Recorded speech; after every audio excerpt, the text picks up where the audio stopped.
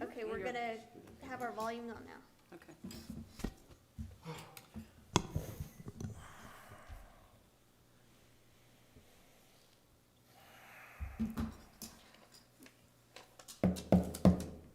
Good evening, and welcome to the February 9th, 2021 regular board meeting of the Roswell Independent School District.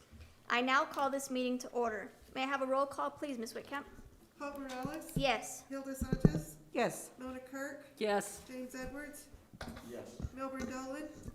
We'll now stand for the Pledge of Allegiance and salute to the New Mexico flag.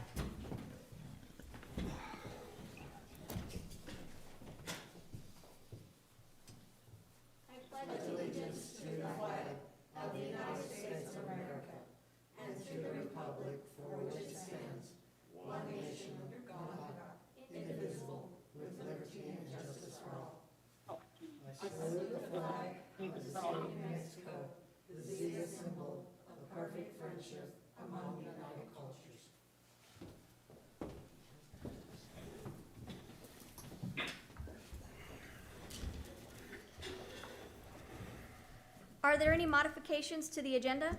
Madam President, members of the board, yes, there will be. There will be one change. We'd like to move the executive session to the end of the meeting. This will be for everybody online and our presenters. They don't have to wait through the executive session. I want to read to you from Robert Rules of Orders the issue. Unless an action is required upon a vote in public to be taken, the public body may adjourn the public meeting when it goes into closed session and not return to public session after it completes its closed meeting.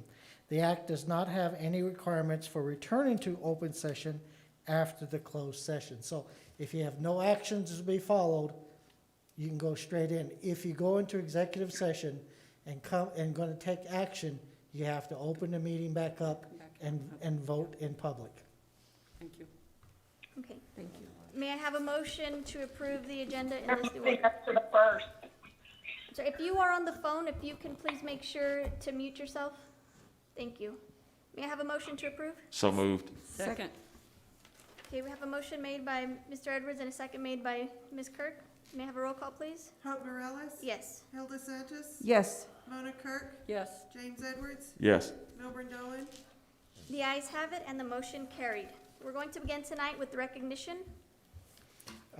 Ms. Morales, members of the board, we'd like to recognize at this time Greg Maxey and Denise Dawson, and this will be a double recognition. I will bring that up today. They have been very helpful with our return to school and just the whole remote learning and the difficulties that we have all faced with the challenges of COVID and the pandemic itself. So I would like to recognize REA to give you an update how much they've worked with us. We have a problem with childcare with our own staff right now. We've been providing childcare. Mr. Maxey called and Ms. Dawson so that we could work through that. The teaching staff at school on Wednesdays would stay home, still do all their Zooming, do their office hours, their professional development, their PLCs, and work from home. And here's the issue we're running across. We have about 250 plus, I'm finding out there's a few more, that their staff work for the district and the kids are in school. And what that's doing is they have no child care. You'd say, well, go find child care. Well, right now, because of all the child care services and how difficult it is to find it for one day or even a half a day, it's almost impossible. So with the union's help on this issue, they helped us work through this. So we will continue with remote for the teachers on Wednesday only, and they'll work from home. We will still be bringing back a lot of staff that we have to have, secretaries, principals, security guards, those staff, maintenance, custodians, because we still have a lot of things to do. But in general, that's where the majority of the kids are and what we're working with our staff. And Mr. Maxey and Ms. Dawson have been a big help working through all the problems that you face when you work with these issues. So Mr. Maxey and Ms. Dawson, are they online tonight? Mr. Maxey, I really appreciate, Ms. Dawson, I appreciate everything you've done for our district and particularly for our kids and staff. Mr. Maxey has a school board meeting tonight, so Oh. he's unable to be online. Okay. But I did express our appreciation. He said, "We'll Okay. tell everybody thank you for me." Is Ms. Dawson online? No, I don't see her I Okay. online. invited them. Okay. So I would just want to bring that to the board and appreciation. Thank you, Madam President. Thank you, Mr. Gottlieb. Okay, we will now have inquiries and general comments. Ms. Whitcamp, has anyone requested to speak? Yes, ma'am, we have one. Okay, Lenya Warner. okay. We will get her on the phone, and then I will read through the ground rules. And if you could remind her to speak up, please. You'll hear.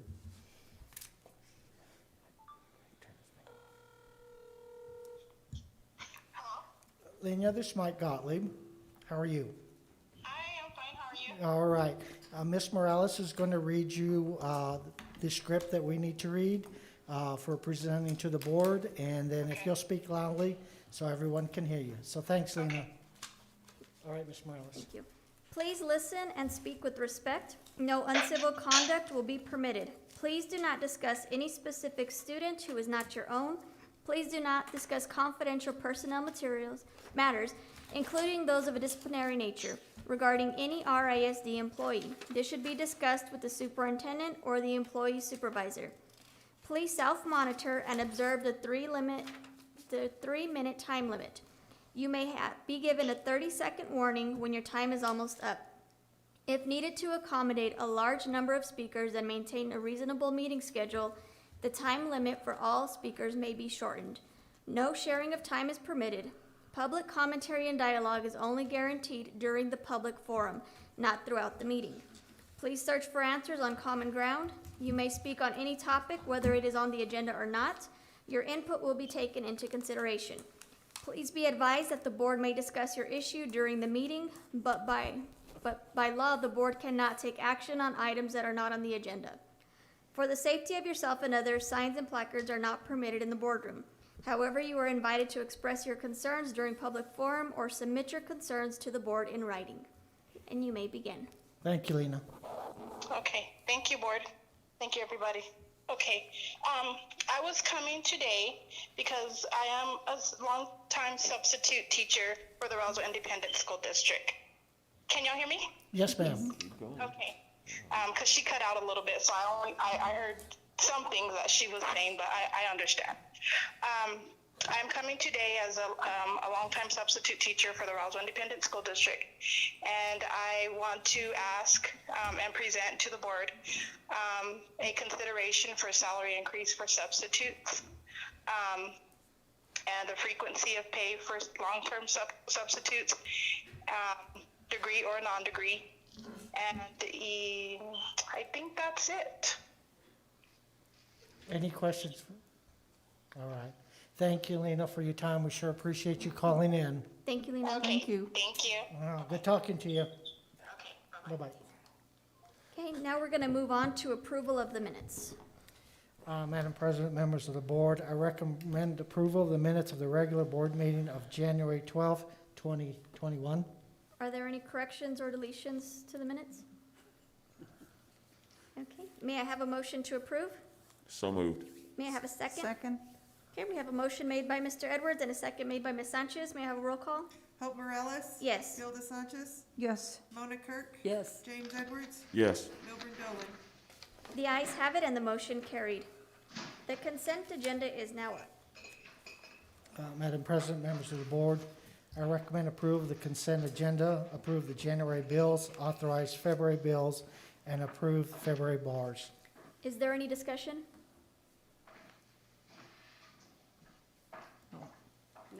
No. May I have a motion to approve? So moved. May I have a second? Second. I have a motion made by Mr. Edwards and a second made by Ms. Kirk. May I get a roll call, please? Hope Morales. Yes. Gilda Sanchez. Yes. Mona Kirk. Yes. James Edwards. Yes. Milburn Dolan. Do we have any informational items tonight? Madam President, members of the board, we have two presentations tonight. The first one is by Jody Alpers and Sally Green of our pre-K program. Just want to remind the board that for the board of all the years, really the ones who have pressed the district on pre-K And with Yes. your help, we were the ones that were able to build the first pre-K school, public pre-K school in the state of New Mexico. So congratulations to them. So they have their presentation tonight, and they will tell you that this was the presentation that the state used. The second one will be redistricting. Every 10 years, we have to redistrict the board zones. So we'll be having that presentations by Chad and Gino. Gino. Sorry about that. That went together good. So, Sally and Jody, are you on?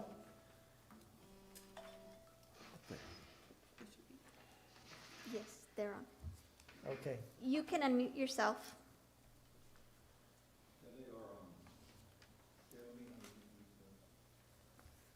Benefits of high quality relationship. Jody and Sally? Hello? Can you hear us now? Yes, we can. Okay, thank you. Board President Morales, members of the board, and Mr. Gottlieb, hello, my name is Jody Alpers. I'm currently the New Mexico Pre-K consultant for the RISD. I have been involved in the RISD since 1979 when I was a PE teacher's aide 42 years ago. Then most of my career as a kindergarten teacher. I have been involved in one way or another with the RISD Pre-K since 2005. Thank you for allowing me this time to share the presentation highlighting the benefits of high-quality early childhood education in the Roswell School District. Next slide, please. In this presentation, I will share research and data establishing the fact that high-quality early childhood education is foundational for successful school districts. A study done by the Rock Foundation found that 85% of a person's brain is developed by the time they're 5 years old. So a child's brain develops during that time more than any other time in their life. The quality of a child's experience in the first few years of life, positive or negative, helps shape how their brain develops. And this slide is from the National Association for the Education of Young Children and highlights a few statistics. Next slide, please. Here is a little program history. And it is very interesting to note that the first in 2005, the RISD was one of 21 public school districts to be awarded funding for the New Mexico Pre-K Initiative program. Just as Mr. Gottlieb said, the award funded 45 typically developing 4-year-olds in a public preschool inclusion setting. And it's very interesting to note that the very first application was submitted in 2005 by then Superintendent Mike Gottlieb and was designed to provide an inclusion setting for the students that were on an IEP. I'm focusing this presentation mainly on the New Mexico Pre-K 4-year-old program, even though the RISD also has a 3-year-old and 4-year-old program in place for children with special needs, and that was in place before the Pre-K program was established in 2005.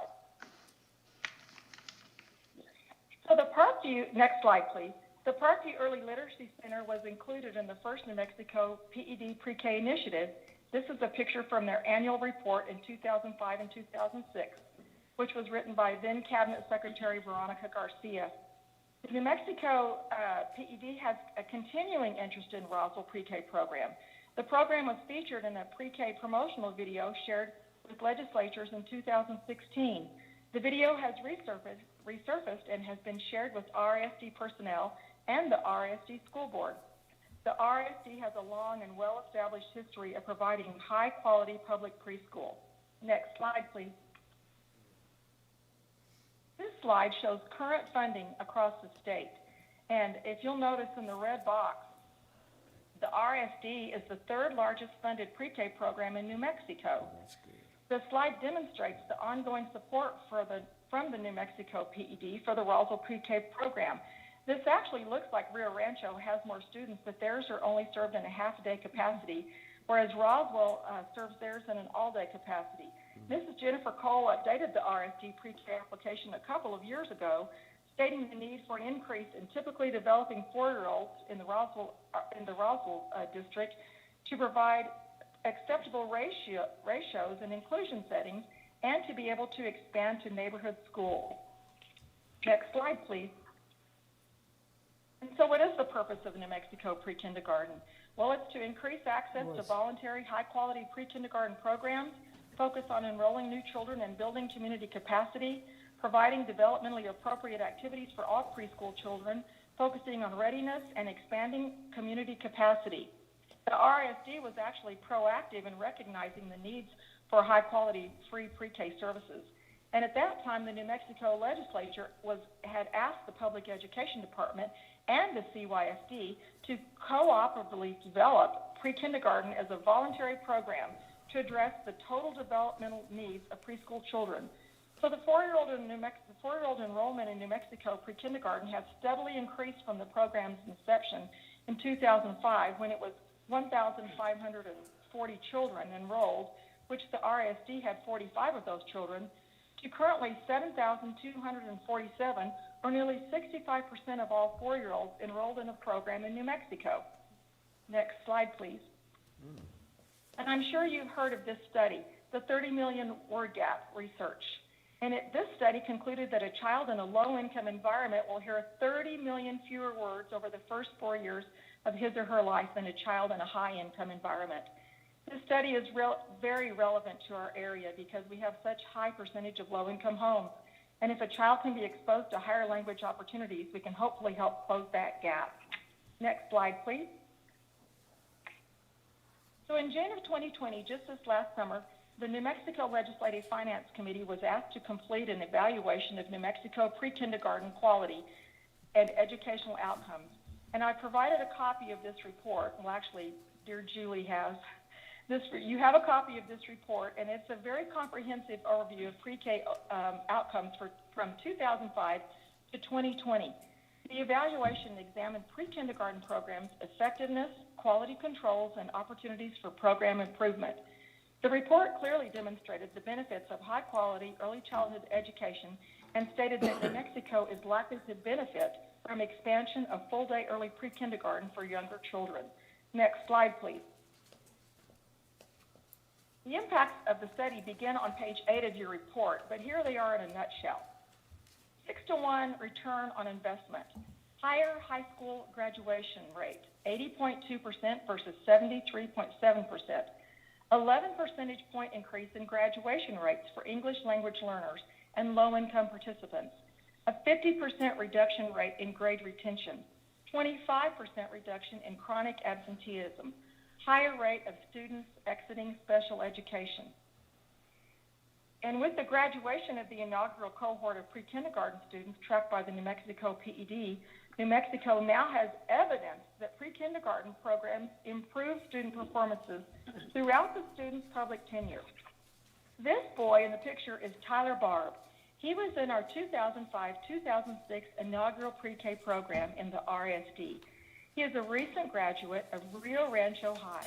He just finished the Naval Academy, is now a U.S. Navy sailor. Tyler is just one example of the many children who have benefited from the RISD pre-K program, and his mother shared this information with us. Next slide, please. So the next slide is also included in your LFC report on page 12, but in summary, the slide is looking at iStation data from the K-5+. So pre-kindergarten full-day programs benefit further amplified when combined with the pre-K K-5+ extended learning, and we're hoping that will continue.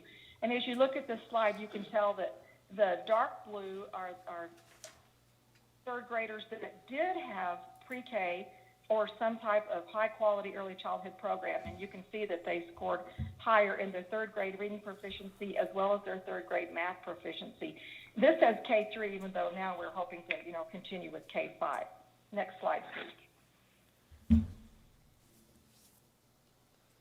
So since 2002, the National Institute for Early Education Research, referred to as NEAR, has provided independent research-based analysis and technical assistance to inform policy supporting high-quality early education for all young children.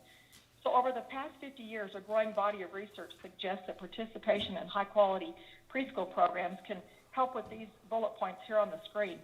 And NEAR is very significant because it captures data from all 50 states and gives a yearly national ranking based on a set of criteria for high-quality early education. Next slide, please. The next slide basically shows New Mexico's report card for early childhood quality standards based on the NEAR report. And as you can tell, on the left-hand side is the policy, and then the New Mexico pre-K requirements, and then the benchmarks. And New Mexico is not number 10 in number 50 in early childhood. Far from it. We're like number 13 nationwide. That's due in part to the high quality of New Mexico pre-K. So we would have scored all 10 on this New Mexico report card, except that this is all of the New Mexico pre-K programs in New Mexico, which includes CYFD. And if you'll notice, the one that we did not get a check mark on is that, CYFD does not require bachelor's degrees for their teachers. So, but we just realized that New Mexico pre-K has really helped bring our standards up. So we're very grateful for that. Next slide, please. With Roswell having one of the largest programs in the state, it is important to look at current statistic updates. And I have asked Sally Green to give us some current updates here.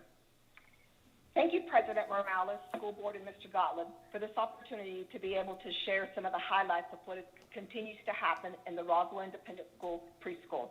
Currently, Roswell is funded for 400 4-year-olds. Currently, we have 19 preschool classrooms, with 9 of the classrooms at Parkview Early Literacy Center and 10 of the classrooms in our neighborhood schools. All of our neighborhood schools now have a preschool, with the exception of Del Norte and Monterey. We have approximately 45 RISD staff that is funded through New Mexico Pre-K.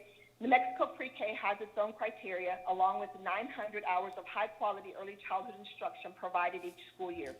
All of the RISD Pre-K classrooms are inclusive settings.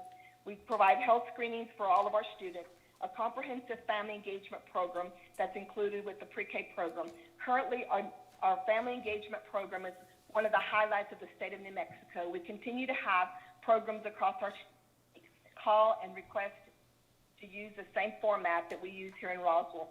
We currently have GED, ESL, parenting classes for all of our parents, both in English and Spanish. We offer them in the daytime, and we offer some in the evening for families who are unable to attend during the day. We also offer a toy lending library, and we continue to offer different types of trainings throughout the year.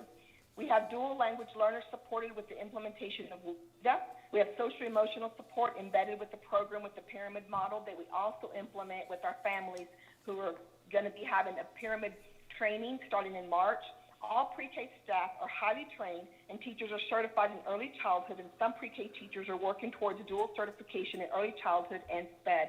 Currently, we're in the process of having a training where teachers can take their SPED special education test so that they can be dual certified.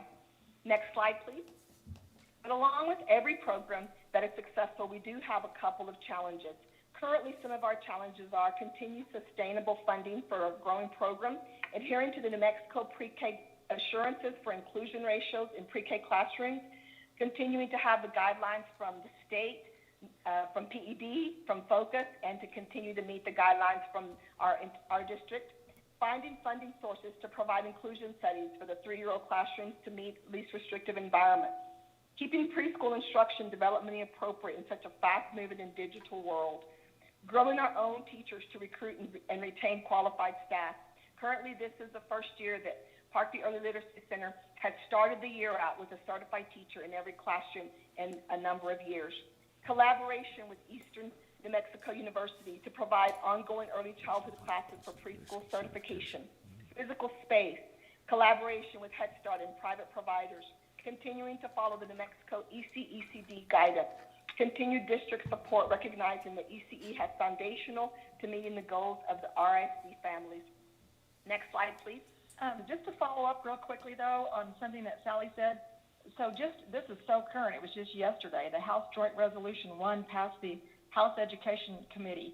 So House Joint Resolution 1 would ask New Mexico voters to approve an additional 1% distribution from the permanent school fund to be earmarked for early childhood each year. And we just wanted to kind of put that in there because we just are trying to stay really current on that. And I just wanted to also thank President Morales. I was able to listen to her address the House Education Committee members, and we do thank you for your support, realizing how important early childhood is for the RISD. We do realize that it's going to look different down the road, but we're still excited at what's coming up. Yes, thank you, Jody, for reminding us about that, and thank you, President Morales, for supporting our preschool programs. Basically, the big picture, New Mexico PED Pre-K Classroom program is vital in supporting the RISD's littlest learners and their families. We recognize that preschool is the foundation of our education system, and we not only recognize that it's the foundation, but it's the first taste that families have of what education in Roswell is. We believe that including not just the child, but the entire family will be able to be successful for all of our students, not just now, but in the future years. We've been very fortunate and blessed to have a superintendent that continues to support early childhood. I want to encourage you, board members, as you look for a new superintendent, that you also find someone who is as passionate and is devoted to the foundation of early childhood as Mr. Gottlieb has been. Thank you. Thank you. Thank you. Yes, Thank awesome. you. Now open it up for questions. Okay. Ms. Sanchez? I'd like to ask a question. Is 400 the total capacity to fit in that building at Parkview? 400 is district-wide. Oh, district-wide. Gotcha. District-wide. Because we have the 3Y program and then the 4Y or Yeah. pre-K at Parkview, and we have to watch our numbers between special ed and regular ed. And Sally has been a gem with Shelley trying to balance that number. We have to be real careful with that number. The two bigger schools who don't have the pre-K program, they just don't have room. And here's one of the issues we've been running across is the amount of training that it takes is when you're as big as Del Norte and Valley View, the amount of training it takes, they don't have the opportunities as some of our middle to smaller elementary schools to have the same opportunity to work with. So it is a problem. And we are going, I have had several discussions with, it used to be the PED, now it's EECCD. I'm going to have to do something different in providing some more supervision for all the pre-K programs and for Parkview. Sally is not able to do that. It's beyond the capacity of the principal of that school. So we're going to have to figure out something. I just haven't figured out what to bring to the board as an awareness situation before I do something. But there's something we're going to have to do so that we can continue with the strong programs that we have and providing that for our kids. Also the good thing that's you don't hear a lot about, board members, is this gives the time for us to intervene if there's medical, vision, and dental issues. And that's real important, as you well know, at these very, very early ages. So this is another reason that, and I got to give Jody credit because Jody's the one that pushed me into this when I was the director a long, long time ago in this direction. And what we can intervene early makes the large impact many years down the road as we move forward. So any other questions, Ms. Sanchez? Mr. Gale, before Ms. Sanchez, you ask another question to follow up on her question. Students from those districts like Del Norte, they still have the opportunity to Oh, attend yes. pre-K somewhere else. That Parkview, Yes. Parkview, and that helps balance all our numbers out. So will we be able to maintain those 19 classrooms? So Pre-K? far we've been far? able, Okay, how about for next year? You think that's going to, okay. Even though it's not real wood, we'll take well, that. I'll take it because it's pressed Yeah. wood underneath. Okay, But, Ms. Kirk, that is a very good answer, and I'm just going to tell the board, it's very difficult to put a number on figures right now. 120th days tomorrow, but how accurate that's going to be is even more difficult. We are having, because of your decision to move us back to a hybrid mode, we are having more families re-enroll and come back to the Good. school district. And I'll Good. give you some information on that later on. But it goes with what your question is, whether or not it's going to have more room. so any chance that we can add 3-year-old programs? Is that an option later down the road, or? I know, I see you going, oh, grimace, grimace. Well, as it stands now, the only, I got a pain in my back. It Oh, wasn't, it okay. wasn't you either. Okay. I'm sorry. It's because right now 3Y programs are only funded for special ed. There is Special no other funding. You may or may not remember, we actually wrote some other grants along with this for early learning. And then Susan, before I left, also helped me on the there was no K-5 plus or K-3 plus. Susan and I wrote a grant to Salt Lake City University, and I forgot the name of the university, but it was in Salt Lake and it was a university. They're doing an initial study, and that's when New Mexico found out how well Roswell kids were performing, that they went to the K-5 plus program, the additional extra 25 days. I just know it would, I'm looking at our families because I know they're struggling, and not that this is a daycare, but early intervention is the key. Yes, ma'am. And I get that, but it's also helping our families Right, out too. and especially you are the out of teachers. room for that. Yeah, okay. Worth a try. Ms. Sanchez? No, I think I had Okay. I got a everything question. answered. Yes, sir. Okay. Based upon the video that we just, or the presentation, we rank 13th, right, In the nation. in the nation. What happens after that? Good And I'm asking you for your opinion on it, because that's a big drop off if we're ranking 13th and then, heck, One thing that I've noticed in statistics, and Mr. Edwards, I wish that had been asked many times. Statistics can be made good or bad, depending upon what somebody wants to show. So you're always hoping that the person that's presenting is honest and truthful in there. One thing I've noticed in pre-K all these years is their standards have been held consistent. That's critical, because what happens to our poor classroom teachers is those standards change so much. And this should be a rallying point for the educators in the state of New Mexico. Because they change those standards so much, this year the target's here, this year it's there, this year it's there, 3 years it's here. It's very difficult. When the standards were held consistently many years ago, your test scores were very good, and because teachers knew exactly what people were asking. And if you'll tell a teacher, this is what I expect, this is what I want, they'll deliver. okay. What pre-K has done, and I hope it continues with the change from PED to help me, Jody. Thank you. I'm not good with that one yet, is that they hold to those standards as we move forward. One of the good things that I do see coming out from Dr. Stewart is his emphasis in early literacy and the early literacy for dyslexia training, the early literacy programs that we're writing right now that were due January 29th, that Jennifer and her staff put in, some more training that we may or may not be getting at the universities for this initial part. For example, the board adopting a new phonetic program for us that was certified, ratified, and accepted by the state of New Mexico. That's a first.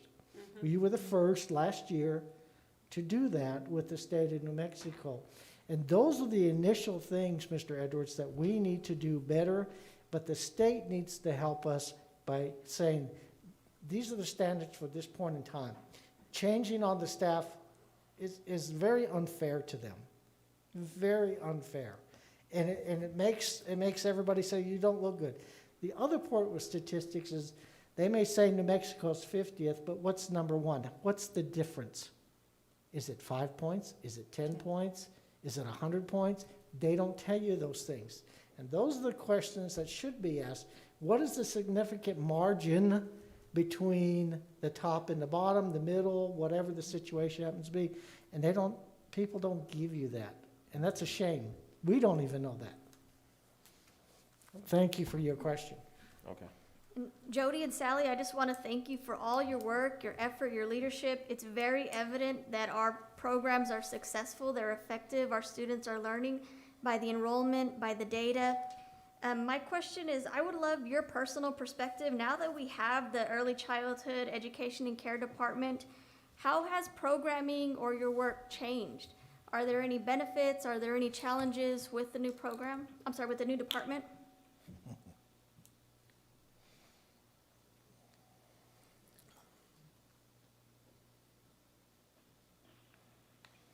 Can you hear me? Yes, we can. I think probably one of the biggest changes that has been so far for us has been having to comply with different guidelines that they're setting before us. I'm hopeful that we'll be able to collaborate with the ECECD and the daycare providers. Since the beginning of the year, we kind of knew that this was coming down, so I have started building a bridge with all the daycares within our community. I try to invite them to every single free training that we have. I've personally called. I have a log of when I call them at least once a month to reach out to them to see how we can collaborate together, because we are in the same community, and my desire is that we would be able to collaborate with them. We're not in competition with the daycares, and we will never be in competition with the daycares. I do believe that we are in a league of our own, but my goal is to be able to collaborate them, because I do see that headed that way. However, some of the stipulations that are coming down are new requirements that ECECD is going to require. So we will have to comply with ECECD requirements, PED requirements, focus requirements, and district RISD requirements, which has been a little bit of an overload for our staff and for our administration, to be honest. So I think that's it. For me personally, I think that's probably our biggest one. I'm hopeful that ECECD will continue to keep things developmentally appropriate for our children, because we do know that that's where they learn best, in their least restrictive environments and in their own natural environment. So I do believe that that will continue to be a benefit for us. But I also believe that in the process, there is going to be a couple of stipulations and maybe some growing pains as we continue to grow. But overall, I'm hopeful that we will be able to collaborate. And Board President Morales, members of the board, and Mr. Gottlieb, this is Jody. And also just to say yes to everything that Sally said, and also legislatively, it looks like this is moving forward, and it is a real boost for early childhood in New Mexico. And the goal is to bring, a multiple delivery system. And Roswell already has a huge piece of this pie as far as your pre-K program, already serving 400 students that are getting a head start. I'm using that word because they are getting ahead. And then it is vital that we collaborate all of our community agencies. And, I'm just looking at this as a positive thing, that this needed to happen anyway, so that we are not, having redundancy in services, and we'll just have to work together. And we just appreciate a school district, though, that is in support of early childhood education. And I have in my title of this, high-quality early childhood education. Just as you mentioned, Mona, this is not babysitting. We are getting kids ready for kindergarten. I laugh because pre-K used to be kindergarten. When I taught kindergarten, it was what pre-K is now. But anyway, we are, going to keep rolling along here. And thank you all so much for giving Sally and I the opportunity to share our passion. And we just, as Sally said, have been so grateful for Mike, because our passion became his a long time ago. So thank you. Thank you. Thank you very much. Great And presentation. Mr. Thank you for Gottlieb? the information. Yes, ma'am. In the future, I would love to see some of our Roswell data, because I have a feeling that when we compare our Roswell data with the state, I think we're going to have some really great data. I'm really excited about our programs, and I would just love to be able to compare that. Yes, ma'am. That would be great to have when we have real data again. Right. So I Since it's understand that. available. Thank you, sir. Then the next item we have is for, excuse me, I turned my page. Gino's? Is for Chad and Gino to talk about redistricting as required by the every 10-year census. And Gino, are you online? Yes, he is. Hello, Gino. Yes, I'm on the line. All right. Yes. Thank you, Gino, for being online. And Chad, I hope you're there too. Yes, sir. Thank you. Floor is yours. Go ahead, Gino. Chad, did you want to introduce this and then I'll start? Sure, absolutely. First, so thank you, Board President Morales, Superintendent Gottlieb, members of the board. I'd like to introduce you. I think we all know and love Gino Zamora, our legal counsel with the office of Tony and Gino's Tony Ortiz and Gino Zamora. But Gino is here with us tonight to present the requirements and kind of walk us through the process of school board redistricting, the timing of that, a lot of the things that need to happen to get us there successfully before the next school board election. We know that election laws have changed in the state of New Mexico, and some of that could have an impact. And we certainly want to get our school board redistricting done and redone properly.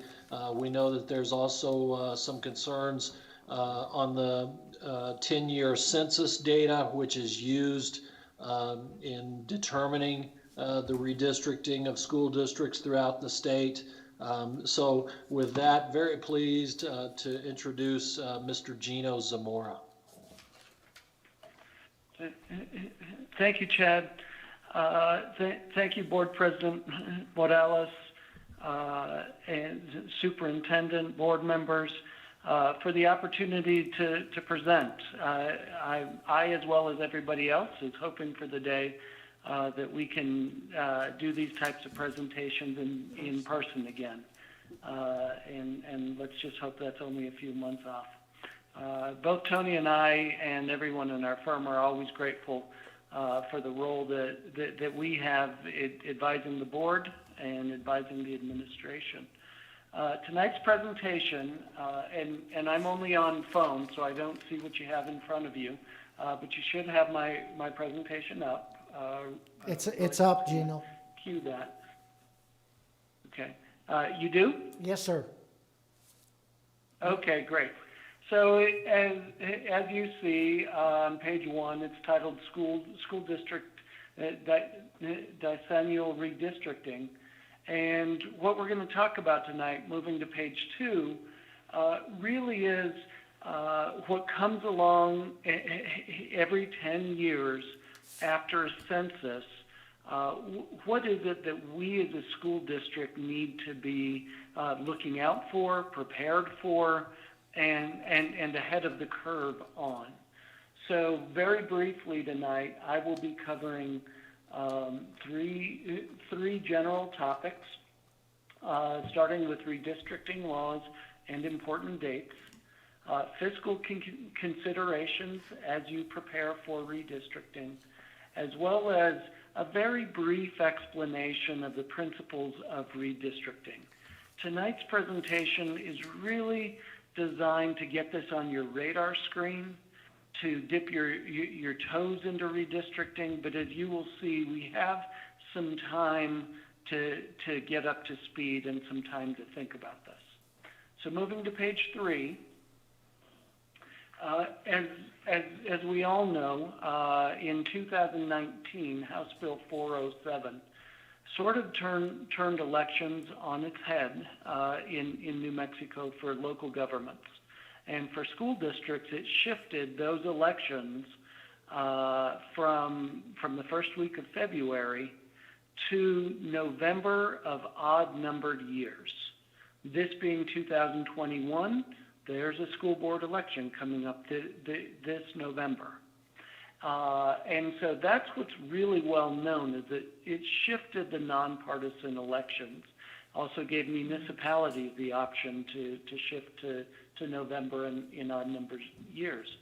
One of the things that slipped by everybody, and it's something that I discovered this week as we were, as I was doing the research for the presentation, is there was also some language added in there that shifted the timing on redistricting for local public bodies, and that includes the school districts.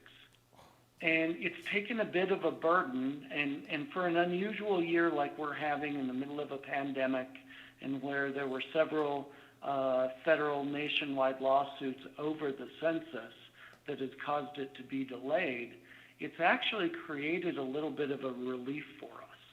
Because as you see on that first bullet point, the revision in 2019 switches it, and it says, in the calendar year following the receipt of the results of a federal decennial census, each local public body subject to districting shall create or redraw districts for the local public body. Well, what that has done, rather than having to do redistricting this summer and try and rush and get new districts in time for filing deadlines for a November election, the legislature pushed it into next year. And it shall. So that's next year. Anytime after January 1 of 2022 and before December 31st of 2022, you need to redistrict. And I'll explain what that means in a moment, but we can breathe a little easier that we don't have to rush it this year. And there's currently a bill in the legislature this year that fixes some problems with the timing of redistricting, but those fixes don't apply to us. We were already taken care of in 2019. That said, there are some important timelines, and you're going to see why I'm relieved that we don't have to rush it. The census data collection is still being completed, and the redistricting data being delivered from the federal government to the state is now delayed and likely coming in summer of 2021, possibly as late as July. And as I mentioned before, we've got these November school board elections, but your filing deadlines are either in August or September, and really it would have been a complete rush to get redistricting in place prior to candidate packets. So it's a nice relief. As I mentioned before, it all shifts to next year. Let's move to page 4. Fiscal considerations. Why is it still important that I'm talking to you the second week of February about redistricting? You are beginning to enter the process for budgeting for next school year, and you don't want to forget to budget specifically for redistricting. And what for? Mainly, it's seeking and retaining a redistricting consultant to provide those redistricting services. And in fiscal year 21-22, you're going to have a procurement process, likely in the December, January timeframe. And that range of services, as I've shown you, somewhere from 15 to about 30,000, is what you should start budgeting for. You should be prepared to budget for that. Well, 15 to 30,000 is a big range. What are the factors in the range? It's not necessarily individual consultant pricing. It's actually what you're looking for from a consultant. So when you're hiring a redistricting consultant, some local public bodies, whether they're school districts or cities or small towns, will just say, hey, draw us up two maps, 2 brand new maps for us to look at, and we'll adopt one of them. Very quick sort of passive process. Whereas other communities or other governmental entities will say, okay, 1, we want you to come in and present to us. We want you to maybe bring in 3 or 4 proposed maps. We're going to give you feedback on them. You're going to redraw them and come back. That's another level. And even an additional level, and I've dealt with this at the state, the municipal and school district levels, is some governmental bodies will say, well, we want public meetings on this that are just focused on redistricting, or we want to have some type of open house where the community comes in and gives us feedback on maps. So the more meetings you add, the more redraws of a map you add, the broader the presentation process, that's going to be your difference in pricing. And there's always a happy medium in there someplace. I've found that typically 2 meetings, and because we're subject to Open Meetings Act, you're advertising the first meeting, the public's welcome to attend and watch, and then you give feedback and bring it back for a second meeting. That tends to work in most instances. There are a few things that can cause, I should have put controversy in quotes, that may increase the number of debates or sessions.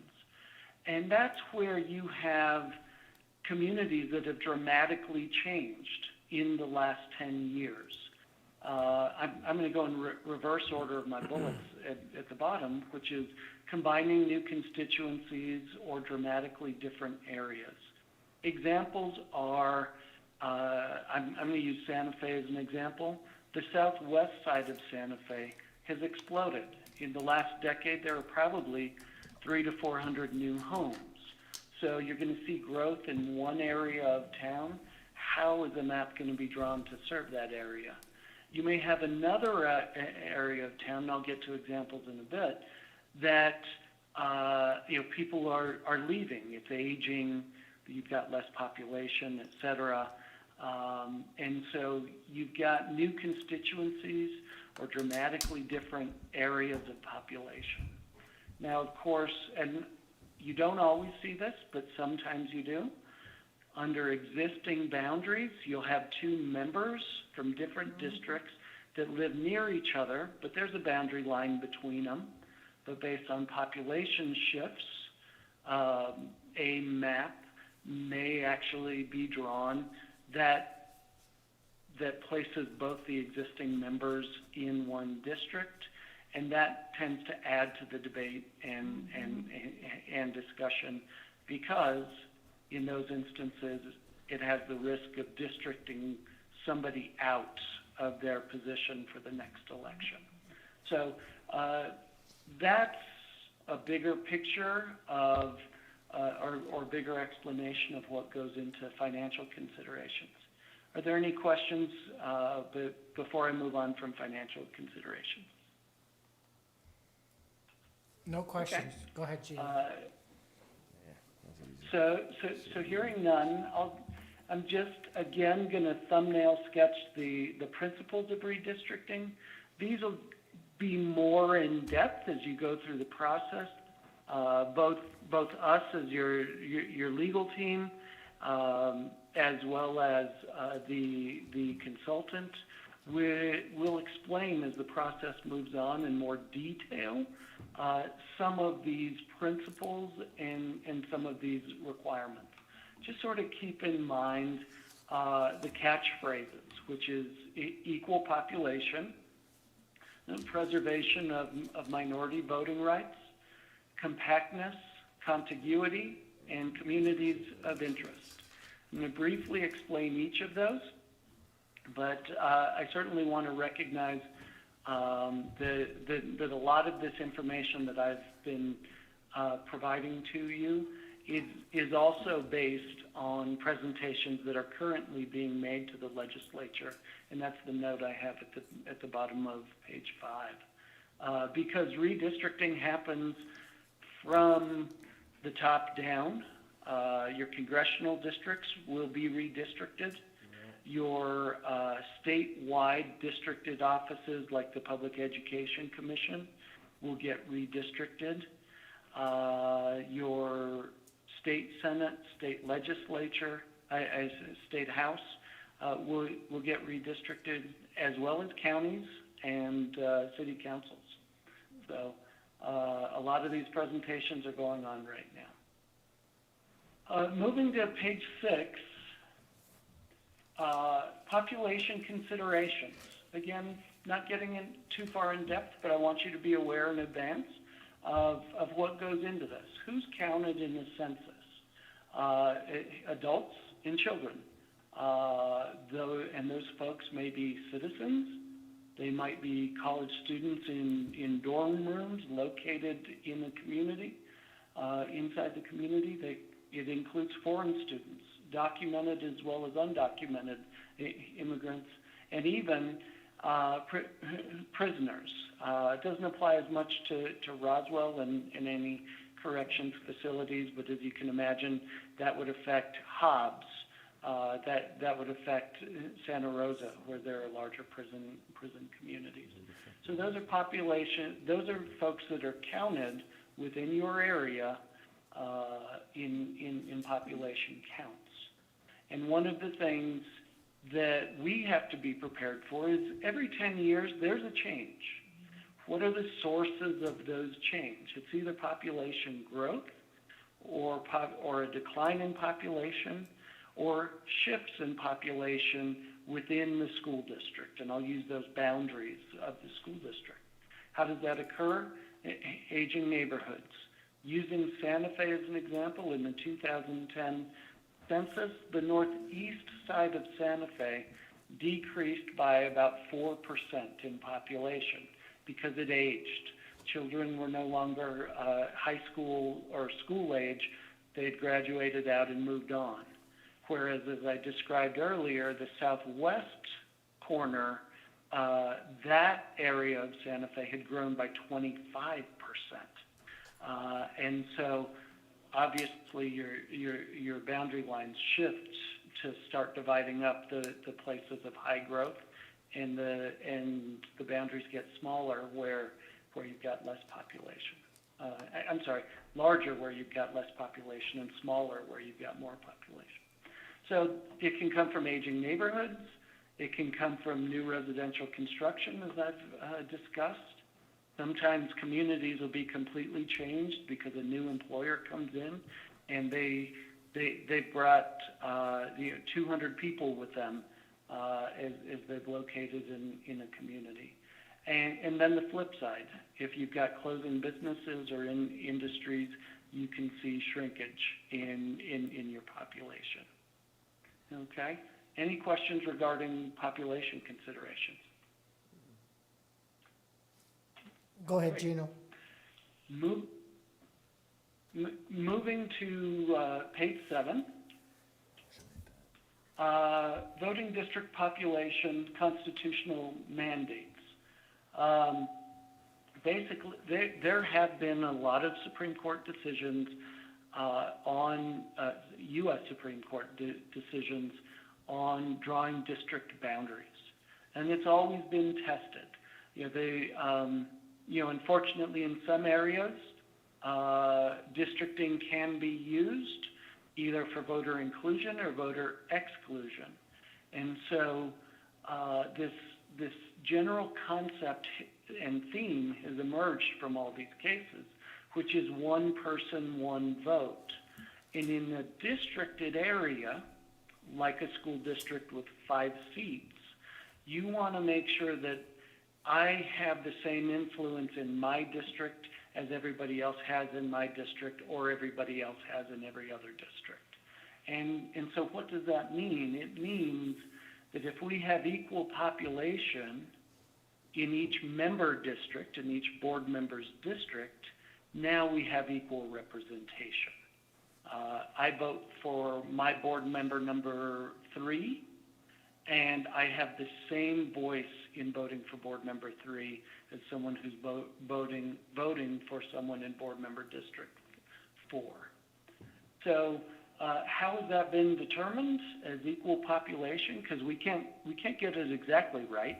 We can't have people in the same household where one's in one district and one's in the other because we had to cut down the living room.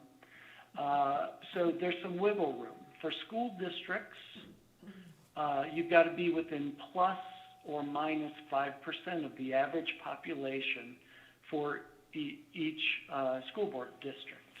Well, easy to say, hard to conceptualize, so I threw an example in there.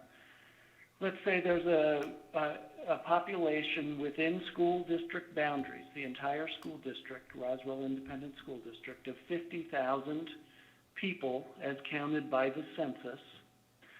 There are 5 board members, so 5 board member districts. That means ideally there should be 10,000 people in each of the 5 districts. Again, it's impossible to nail it exactly, So the courts give you some room, but that means member districts may be no larger than 10,500, because that's plus 5%, and no smaller than 9,500 persons, and that's minus 5%. So that's where you come to on equal representation and equal population. As you're looking at these proposed maps, your consultant is going to make sure that they're within those parameters. Any questions on 7? Nope. Great. So this is our last slide, again, to familiarize you with the process. So other required and optional considerations. So there are other things to think of. When we hear about preserving a voting voice for minorities, what you have sometimes in history is you might have a compact minority community, neighborhood within the community, and sometimes in the distant past, there have been times where you draw a redistricting line through the center of that community, and it disperses their ability to vote for and consider someone similar to themselves. And so there's a lot of case law out there about preserving the voice of a minority within the community. So the first bullet point: give minority population an opportunity to elect the candidate of their choice. Within New Mexico, this typically these are the higher minority populations. Typically applies to Native Americans, African Americans, and Hispanics.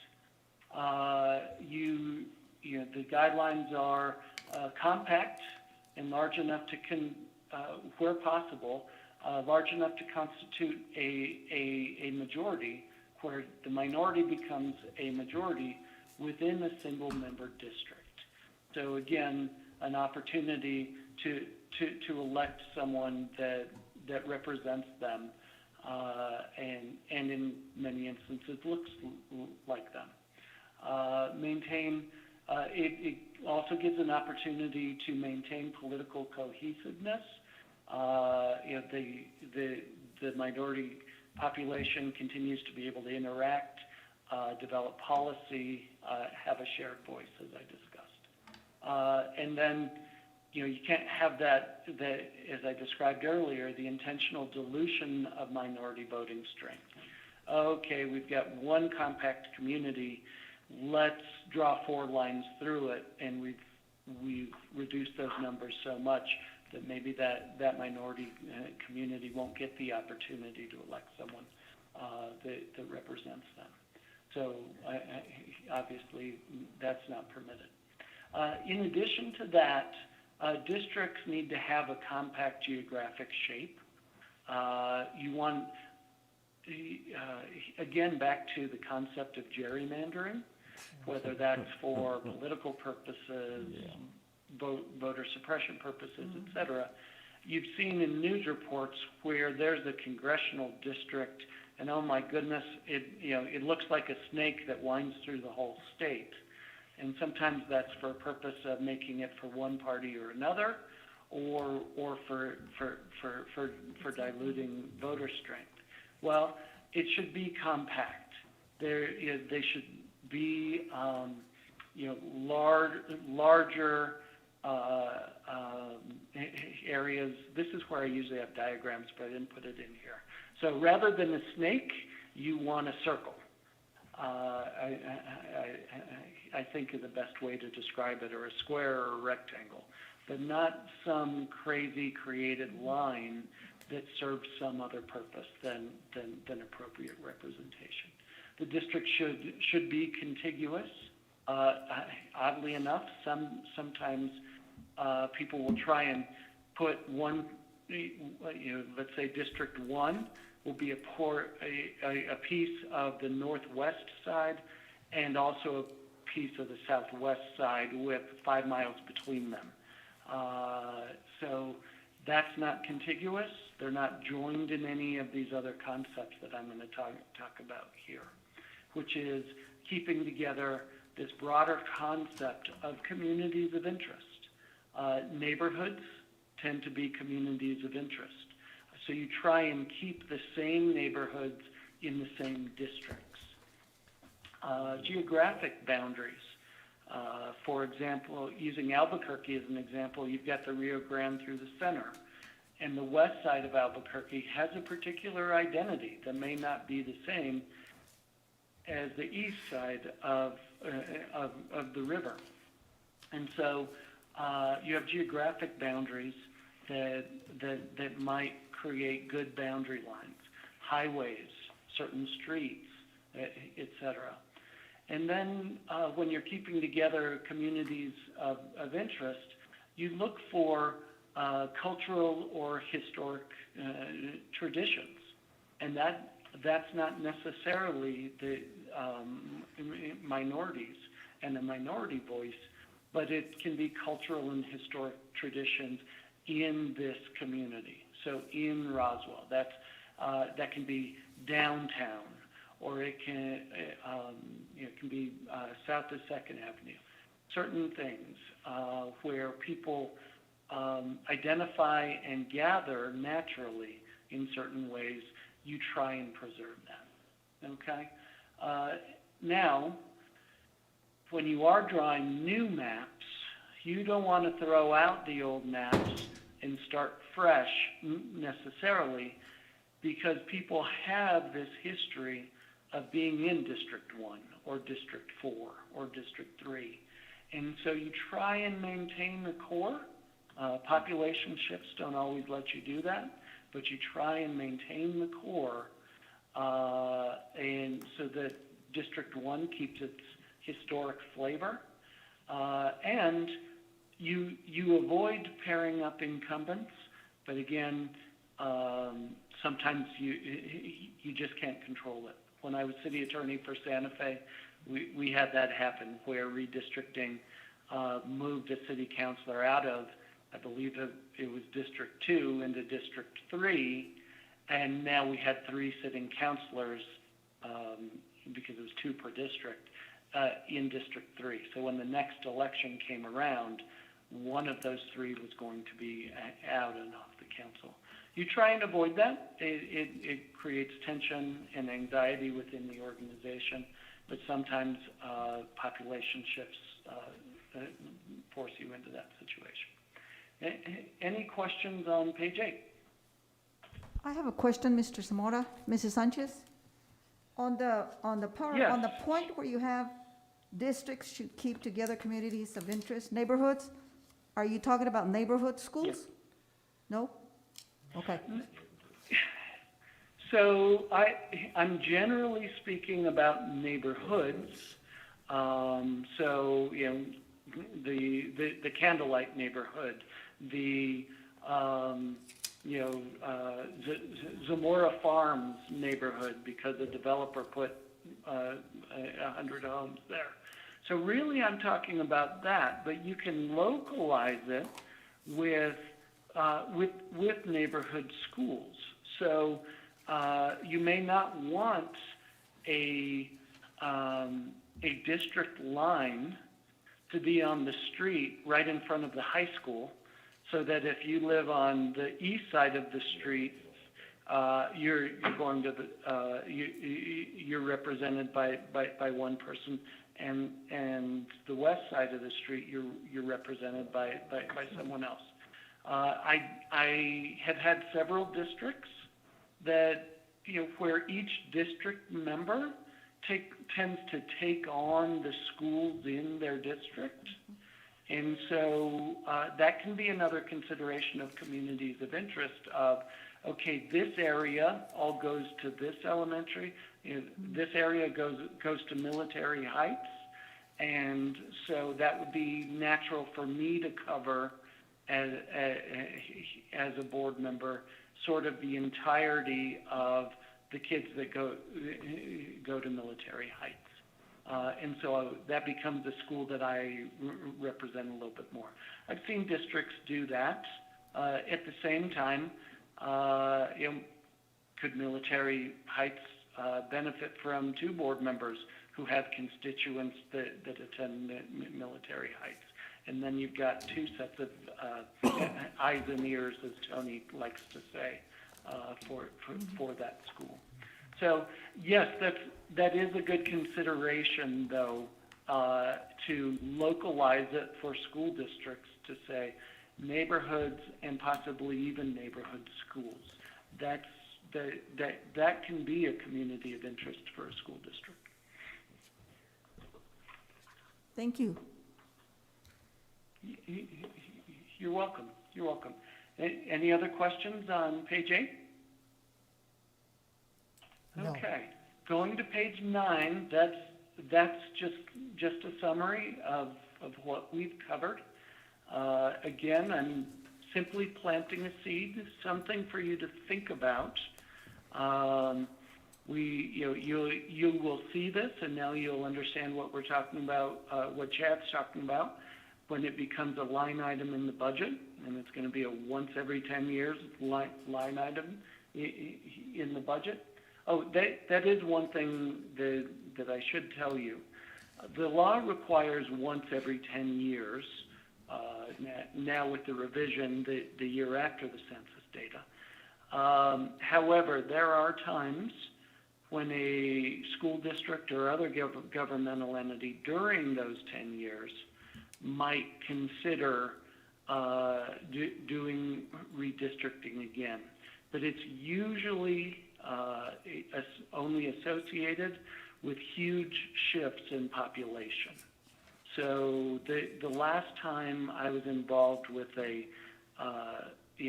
with an in-between 10 years redistricting was when the city of Santa Fe annexed about 20,000 new people into the city boundaries. And so the city did a redistricting, That's I think, city, not school. in 2013. Wouldn't affect us. So population shifts could cause you to do this, but for all intents and purposes, this is once every 10 years. So it's a little bit of background when you see that in Chad's budget, and it's something to think about as you're out there this next year, as the district's preparing for a November 2021 election, to sort of keep our eyes and ears out there to see how is our community evolving, both population-wise, but communities of interest-wise. Maybe we're, we haven't been as observant of the cultural communities or the minority communities or the neighborhoods. So it is something to think about through election season and then beyond when we start this process about a year from now. Okay. Thank you, Gino. Mr. Gottlieb, can we have this PowerPoint emailed to us? Yes, ma'am, you will. Yeah. And the reason that this came up already, thank you, Gino, thank you, Chad, Gino. I sure Thank you, appreciate it Gino. very much. Great job. Yes, Is the way I thank read, you all, board members. the way I read the laws, we got to get started on this. And what my Now. concern was with the census coming on, this was a perfect storm. The census, the pandemic, redistricting, all at the same time.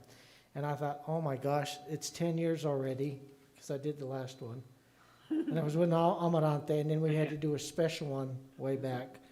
And so I said to Chad, I said, we've got to get some advice on this. I said, this is going to hit the board, and they have to file, I think, but it's the end of September, board elections. We may not have all this ready.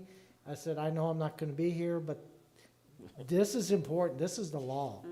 And my advice to you is stick with the boundaries that the law says, and do it appropriately and open and honest for the public to see.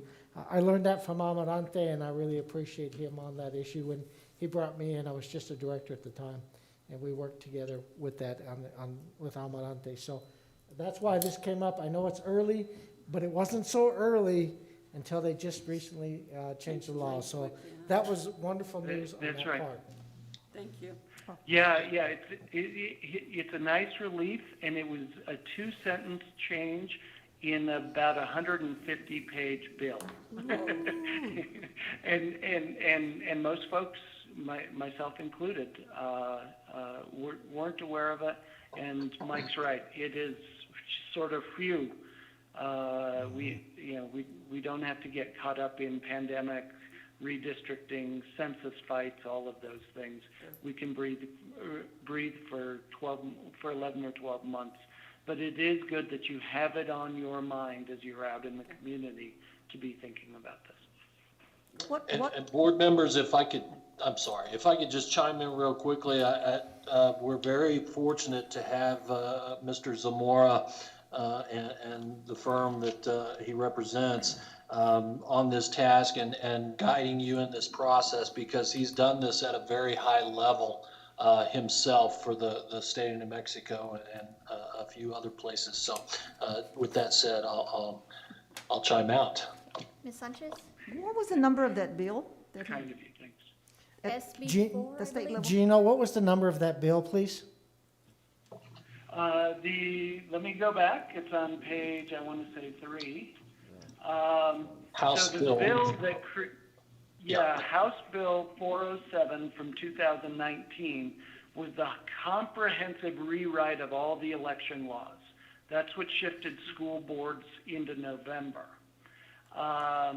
There is a 2021 bill, Senate Bill 4, that's currently it just passed its first committee in the Senate. It's not going to affect school districts. It's doing cleanup for municipalities because more subtleties of the election code. Municipalities are given the opportunity to opt in or opt out of November elections. But the change in the law didn't deal with the municipalities that opt out of November elections. So that's the main focus of this year's Senate Bill 4. But it was House Bill 407 that was the comprehensive rewrite of the election laws. Okay, thank you. 2019 House Bill 407. And what was the year for the census number?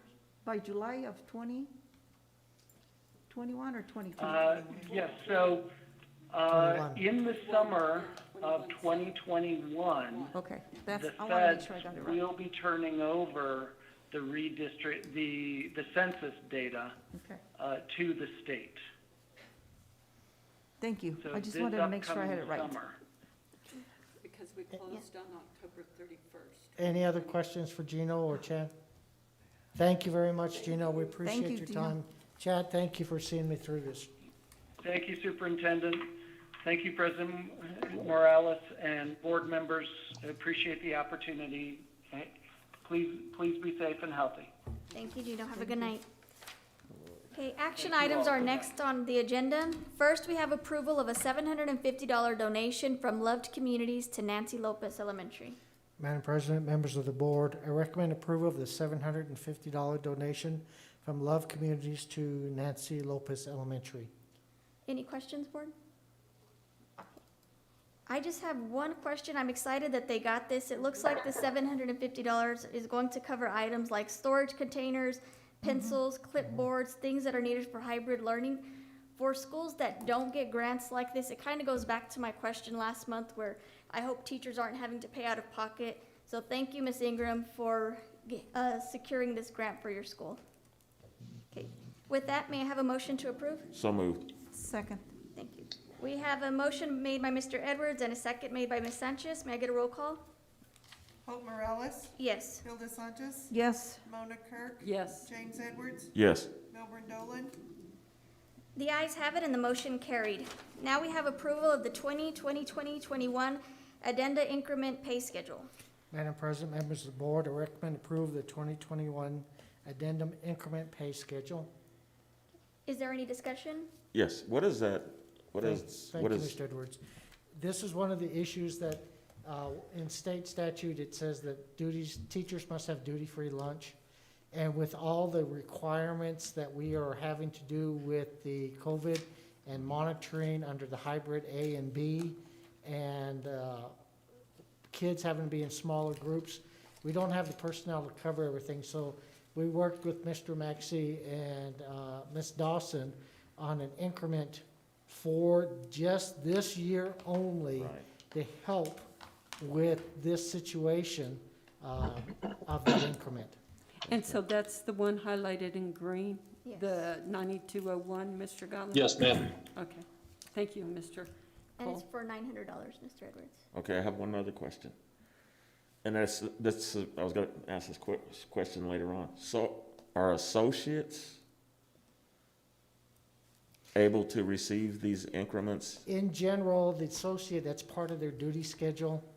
This is for certified teachers that are giving up their lunch break to work on that. So we can give associates the time to do their lunch break afterwards. What happens with certified teachers is they're with the kids all day long. And so what happened, the legislature said, listen, they're not getting a break. We want them to have a duty-free lunch break. Some of the teachers in the past said, I'll help you with that duty. I used to do mine free for Mr. Evans at Missouri Avenue, because he didn't have anybody else, and there was no increment in the district at that time. So what we did for this time, because it's a significant change in what we're doing, and they're gonna have to walk up and down the hallways, because in the elementary, they're gonna be eating in the classrooms, so the teachers are gonna have to monitor all those situations at the same time with the principal, if they have an assistant principal, with the coaches, with the associates. So it's gonna take a lot more people to monitor those situations, including the question that came up from Mr. Dolan, the taking the food, the taking the back the stuff. So it increases the amount of personnel that you need for Right. these situations. So I have a question on. Mr. Edwards not finished Oh, yet. I'm sorry. So associates who engage students without the teacher being present in the learning environment and provide the services of a teacher, without the services of a teacher, they won't be compensated. No, sir, that's not correct. Okay, We have, and Chad, you can help me with this in Medea. We worked with the union, and it was done before I was here, but we ratified that again, that if a EA is in the classroom and there's no certified teacher, there is an increase to their salary, okay, their pay. There is an Yes, sir. increase, and it's daily. For example, our EAs that are helping with our staff daycare, they get an increment every day, an increase to their salary for that help. okay. That's under our REA, NEA agreement. Okay, and so in this increment, it's not only for the lunch, is it including the recess as well? The afternoon recess, yes, sir. The afternoon recess, okay. Any other questions, Mr. Edwards? No. Okay, Ms. Thank Kirk? you, Mr. Edwards. Hey, I appreciate it. So the ones highlighted in yellow I can't see it, so I can't. We Okay. approved those at a previous meeting. meeting, items. okay. That's correct. And then one highlighted in green is, For tonight. okay, tonight only. Yeah, and I'll just throw out there, so I do like to highlight any changes in the current fiscal year, just so we can keep track of changes. I know this increment schedule has been changed multiple times over the times, years, yes. and so that does help us. But the green are tonight's current changes requested to the increment schedule. Okay, then, I think this question then is to Mr. Gottlieb. Mr. Gottlieb, is it still, do the principals still have lateral control over that Yes, they do. increment? So Yes, if they- they want to Yes, they do. split? They Okay, do have that. They also, the other part on that is they're having to work with the staff on that issue, the volunteer situation if they can. right, And most of them have. elicit That's- support, I mean, yeah. that's, Yeah, let's be honest, mhm. teachers will do whatever it takes to get Mhm. kids in Yeah, school. they will. Yes, they will. Thank you. Thank you. Thank Any you other both for questions? Okay, may I have a motion to approve? So moved. May I have a second? Second. We have a motion made by Ms. Kirk and a second made by Mr. Edwards. Roll call, please. Hope Morales, Yes. Hilda Sanchez, Yes. Mona Kirk, Yes. James Edwards, Yes. Milburn Dolan. The ayes have it and the motion carried. Next item, Mr. Gottlieb? Madam President, members of the board, I recommend approve the 2021 Student Transportation Service Contract Adjustment. And we should have Chris online. So, Chris, if you can give us just a general overview of the changes for this contract adjustment, please? Yes, can you hear me? Yes, sir. Board President Morales, Superintendent Gottlieb, members of the board. The adjustment that we're bringing to you is for replacement buses that each of the bus contractors are receiving for this school year. So school buses are on a 12-year replacement cycle, and PED has approved for Hamel Transportation to have 1 bus replaced and 5 for Pollard Bus Company to have replaced.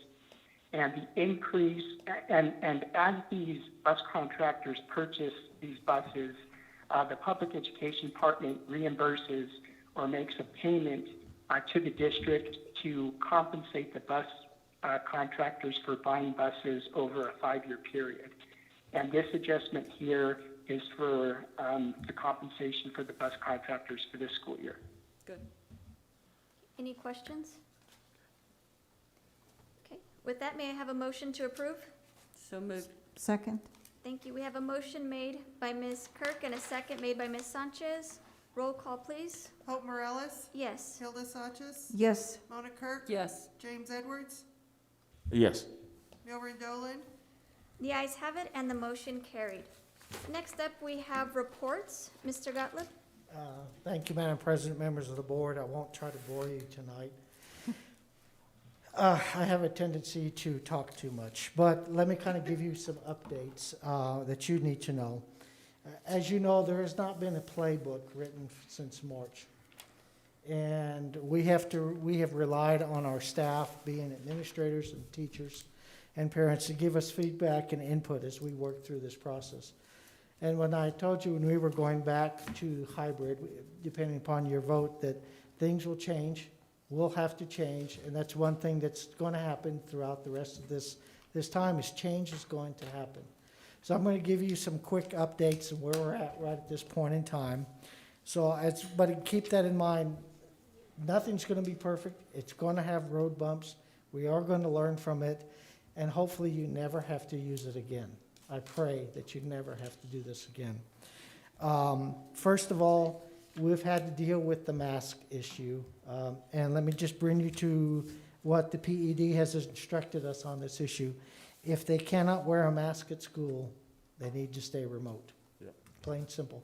However, we do have some special ed students that require a specialized mask, and Shelley has done a very good job in finding a hooded mask, and it covers the entire child so that they're covered and they're safe. That's the biggest issue then, and we're safe on that issue. So we are sticking by that. We've had some people bring some doctor notes, and we're saying, listen, this is the guidelines from the state. We're going to follow those guidelines, and we're moving forward on that. Let me give you an update on that and what's going on, why you need to have an update on the vaccines. And for the board, this is good news.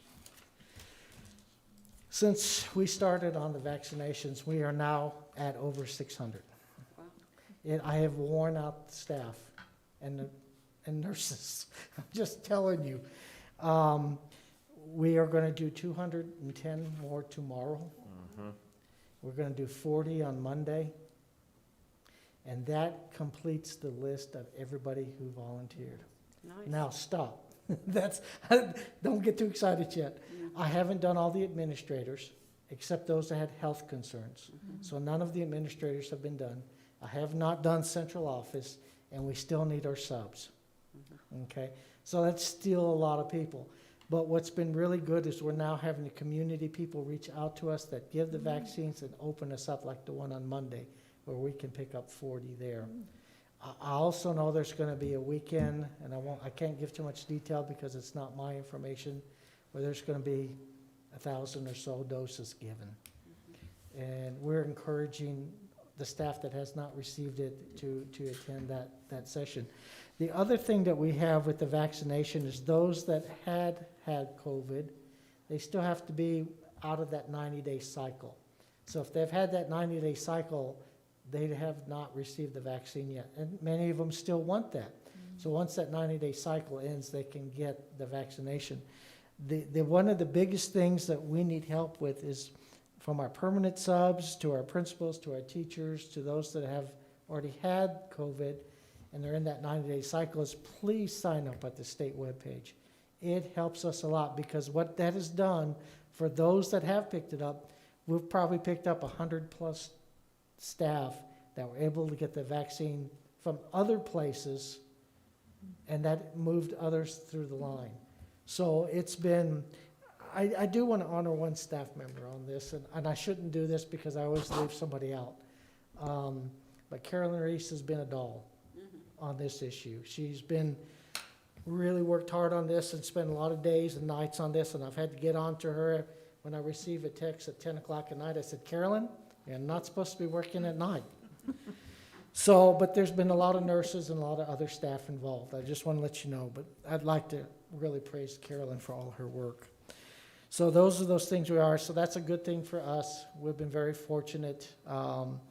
The state of Georgia, if you didn't see that today, stopped all vaccinations for educators, and yet they're back in school. So we worked hard on this. We know people are going to change their mind, and that's why I want as many people to sign up if they've changed their mind not to get the vaccination. Okay, in-building staff, as on Wednesdays you heard me talk about, Wednesday we're going to still do remote for PDs, professional development. So if you get questions on that, they still have to do PD, we still have to do our PLCs, we still have to do our attendance, we still got to check on kids, and we still have to provide some office time in the afternoon. If they don't have internet at home, or it's very poor, or they don't have their computer, or whatever the situation, because I know we have members that live out in the community and their internet it's not reaching them, it's not fiber. And so they can come to school on that Wednesday if they need to. On Thursday, Friday, we allow them to bring their staff kids to the classroom, but please wipe down the rooms real well. The hybrid model has taken a tremendous toll on our staff and principals to put together what they're doing. What are they putting together? They had to put all their procedures as required in the guiding documents that I gave you all. That means lunchtime, breakfast time, bathroom times, recess times, emergency exits.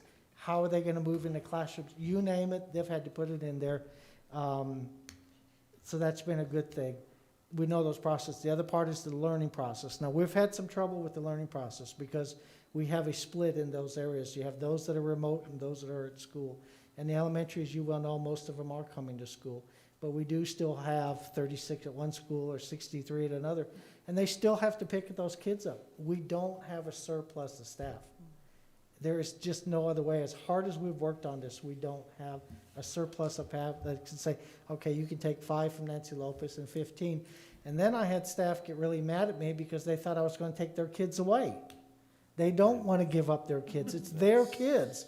They've been with them since the beginning of the year. So, you know, we finally said, okay, we have some models. I sent you the models to look at.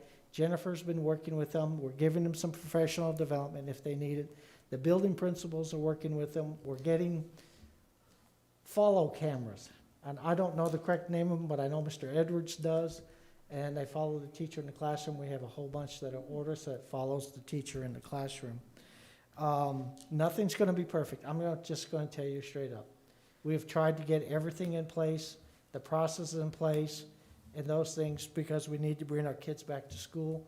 I would hate to tell you the stories, and I've shared a couple with Hope just to happen today of why we should have our kids back to school. It would bring tears to your eyes.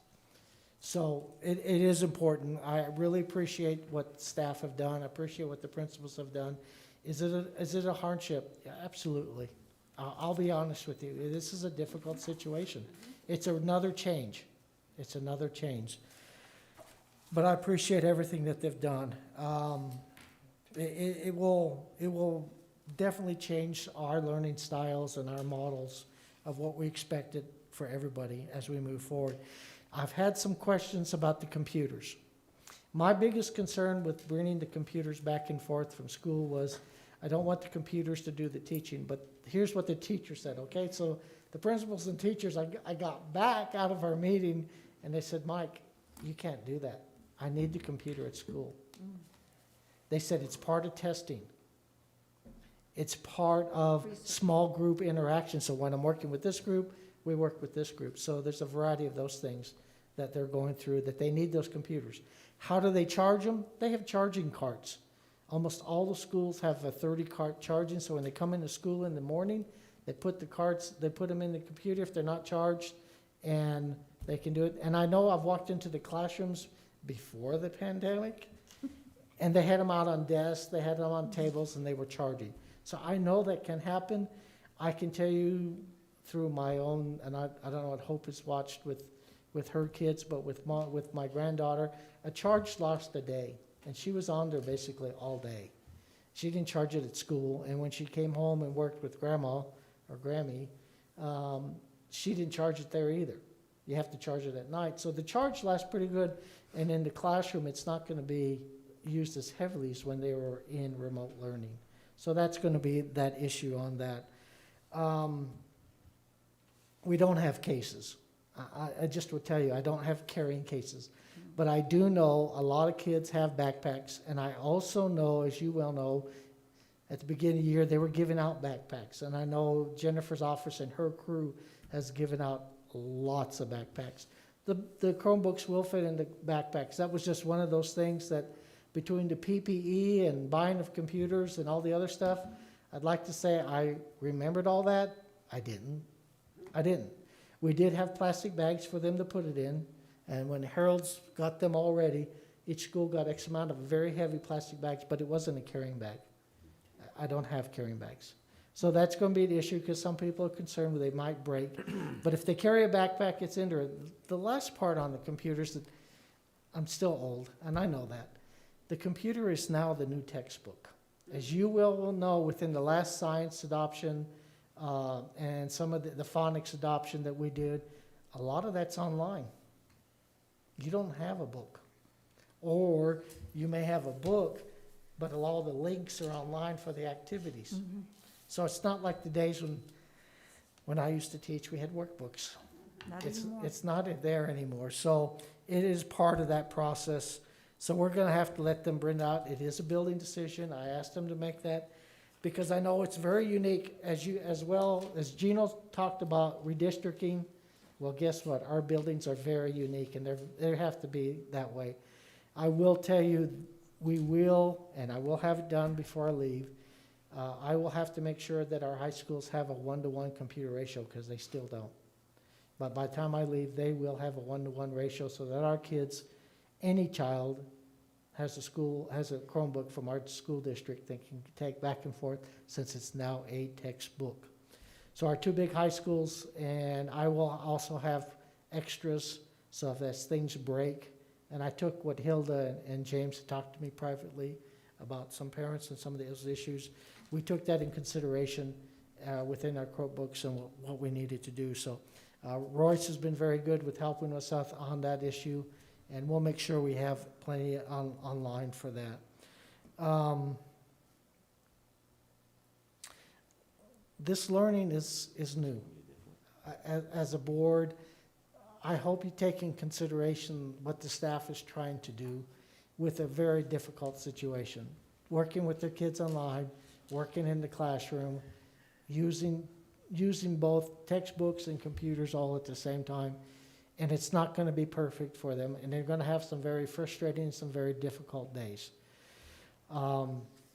The high schools and the middle schools, it's a little bit easier because they have prep periods, and other times they still get their prep period, but maybe their entire hybrid classes together and the remote classes separately. It's a little bit easier. Elementary will struggle more, and we just don't have the staff. We're still short-staffed even during this pandemic. So that is a huge issue that we're facing, is staffing. And I'm sure you're going to see some other retirements this year, because I've had some staff said, Mike, I love the school district. I love what I'm doing. I can't do this anymore. It's that difficult. So I do expect some of those things to move quickly as we go through. And we'll have to change. there'll be some things that we'll have to say, We have it's to- not working. We gotta do something different. The other two parts that I'd like to bring up is that if a school has 4 rapid responses in 14 days, and I know we talked about that, Yeah. we gotta close. Yep. We have to follow the guidelines, and I won't fudge on that, even though you may want me to, or somebody may want me to, I can't. Is that 14 days? Yeah, that 14 days, I cannot.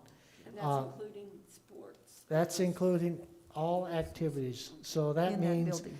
for example, when we start up again and the schools are able, feel they're comfortable enough with what they're doing, when we start ELPT after school, if the teachers want that, because some are still doing it online, some are doing it in person, but if we do that, if more want to do it online, I mean, at school, that will constitute a rapid response, and that will be part of what we do. So if you have a sports activity, let's say, I won't pick on one, I'll say cricket. We don't have cricket in Roswell. But if you have cricket and they have a case, that counts as one rapid response. And then if you have 3 more within that 14 days, guess what? No game. No game, no school. Everybody goes remote. How large that is, I don't know yet. Because, for example, does that mean all of hybrid A? Does that mean all of hybrid B? Or does it mean that wing? Or does it mean sections? It just depends upon the contact tracing. And I rely heavily on the nurses. By the way, the nurses put a guide together. It's called A Guide to First Aid. So I'm going to give you all one of those. Just, the nurses are always doing something to enhance our safety of our schools. So that's not a directive from PED, that is, Our directive on the 14 days, yes, ma'am, is from the DOH and the. but we don't have guidelines Thank you. discussing whether it's the whole building wing? Well, it all depends, I need to get to my mic. Yes, please. It all depends upon the situation and the contact tracing that the nurses will do. Okay. I had to deal with one today, and I just about cried, because in my opinion, it wasn't fair, but if the nurse tells me that's what it is, that's what it is. Okay. So does that final say come from PED telling you which locations have to be closed? Yes, or- they do. Okay, so once, and So- they will give us that within normally a day, 2. We're expecting an immediate, right? If it's 14 days, Well, it would be silly the for one- us to get it 5 days later. I'm dealing with one that happened in December. We didn't know about it, and now they're gonna hold it against the So school. now they want us to close for 14 days now? They want For that- something that happened in December? They want the entire group isolated for 14 days. Now, Now, so that doesn't How make did you sense. not know? so I understand that, but So, what happened, what we all have to understand, board members, administrators, teachers, associates, bus drivers, everybody that works in a school district, you've got to understand this, is that if you have COVID and you go get a test, we're gonna find out. All COVID testing has to be reported to either the DOH or the PED. That means all the testers out there have to do that. Somehow, and I won't even go into detail, this didn't get done. And then the PED said, oops, how come we didn't get this report? We didn't have it. So whatever the situation is, we'll do what we have to do. We'll, as you know me, if I know about the rule, I'm gonna follow the rule. Yeah. I guess, like I said, it broke my heart because I don't agree with it, but if the rule's the rule, that's what I'm gonna do. I argued our point, and I lost my point, so it's just like a parent said, I don't want my kid wearing a mask. I'm saying, this is the rule. I have to follow the same rules as everybody but else. sir, in my mind, that would be like asking my child to wear a mask at bed and not in school. Like, it has to at least make sense. So asking people to quarantine for 14 days in February for something that happened in December It doesn't make sense. Well- And I would like a little bit more clarification on that, please. You have the same reaction I did when I was told. So whatever written explanation they can provide or an I'll update. explain the rest later on, because then I get into personalities and schools and Okay. situations you don't want to get into, so I won't get into that. But it gives you the idea of the rolling, how important it is for our community, our staff, our kids to wash hands, wear a mask, social distance. Yeah. I mean, if we want to make this work, that's my real point. Mhm. If we really want to make going back to school work, it's going to take those three things. You can't do it in school and then go somewhere else and not wear your mask. Go home and go You have know, a party, it's- yeah. You know, I've had people say, I don't feel safe, and then I see them at Walmart or Sam's Club or out in the community, out in the parks, and they don't have a mask on, and they have all these kids around them. 15 It doesn't match. other adults. It doesn't match. So it needs all of us to make this work, or it's not going to work. I'm just going to tell you, it's not going to work. Good news, you already know this, but the rest of the public doesn't know this. All our schools passed the safety inspection except one, Yes. and the PED has given us approval. Good. So all of that is passed, so congratulations, schools. The only one that didn't pass is Mesa. The school passed, the portables didn't. Our reinspection is tomorrow, they will pass. Good. They will pass. Sean and his crew, and Chad and I were over there again, rechecking everything. Marcos and his crew over there have gotten everything ready for the fire marshal. They just weren't ready. They just weren't ready for all that. It was a faster return than we had expected. They will pass. I will know by tomorrow afternoon. Just remember, I'll be out of pocket from about 3 o'clock on, actually 2:30. Mona and I go to a meeting, and it's going to be a long night tomorrow because we're going to get 210 people tomorrow night. Nice. So if I know an answer, if Which it's, one is that? so I'll let you know as soon as I find out and know I'm free on that issue. So I don't expect any problems. Marcos has done a good job. He did outstanding job. Mason did an outstanding job on their processes and learning models. So I'll stand for any questions. I have two. Okay? How is the district going to modify the parent drop-off and pickup if we know that there's going to be a surge of people transporting their kids to school? Well, what the principals have worked on, I can't give you, it's not a district because it won't work as a district. Individual Because schools. Nancy Lopez is going to be very different from Pecos, and Pecos is going to be very different from El Cap. So what they have is they have staff ready to help, and I'll start from the beginning of the day, because we have some kids that are going to show up at 7:30. I mean, we know that. We know that. I mean, we got 3 right here who've been in the buildings. So the principals have either marked X's or dots at 6 feet apart in either the hallways or the gyms, and they're going to sit at those dots. And then as soon as the teachers are in, they'll go straight down to the rooms. We don't have a choice on that. We're going to have to do that immediately. They have exit plans. Their exit plans, for example, is, Ms. Sanchez, your classroom is ready for busing. Or they'll say, Mr. Gottlieb, your granddaughter's here to be picked up. They already have those things in place. One of the things that they have done is they've also, a lot of them are looking at buying a software that is connected to their phone systems and also the whiteboards, and it will pop up in their room. So that's another issue that they're doing. Will all of it be perfect? No, because we can't do it. However, the bus drivers are going to help us with this issue. Staff are going to help us. And again, it's getting everybody 6 feet apart. You have to wear a mask. You can't get off of the school grounds without a mask.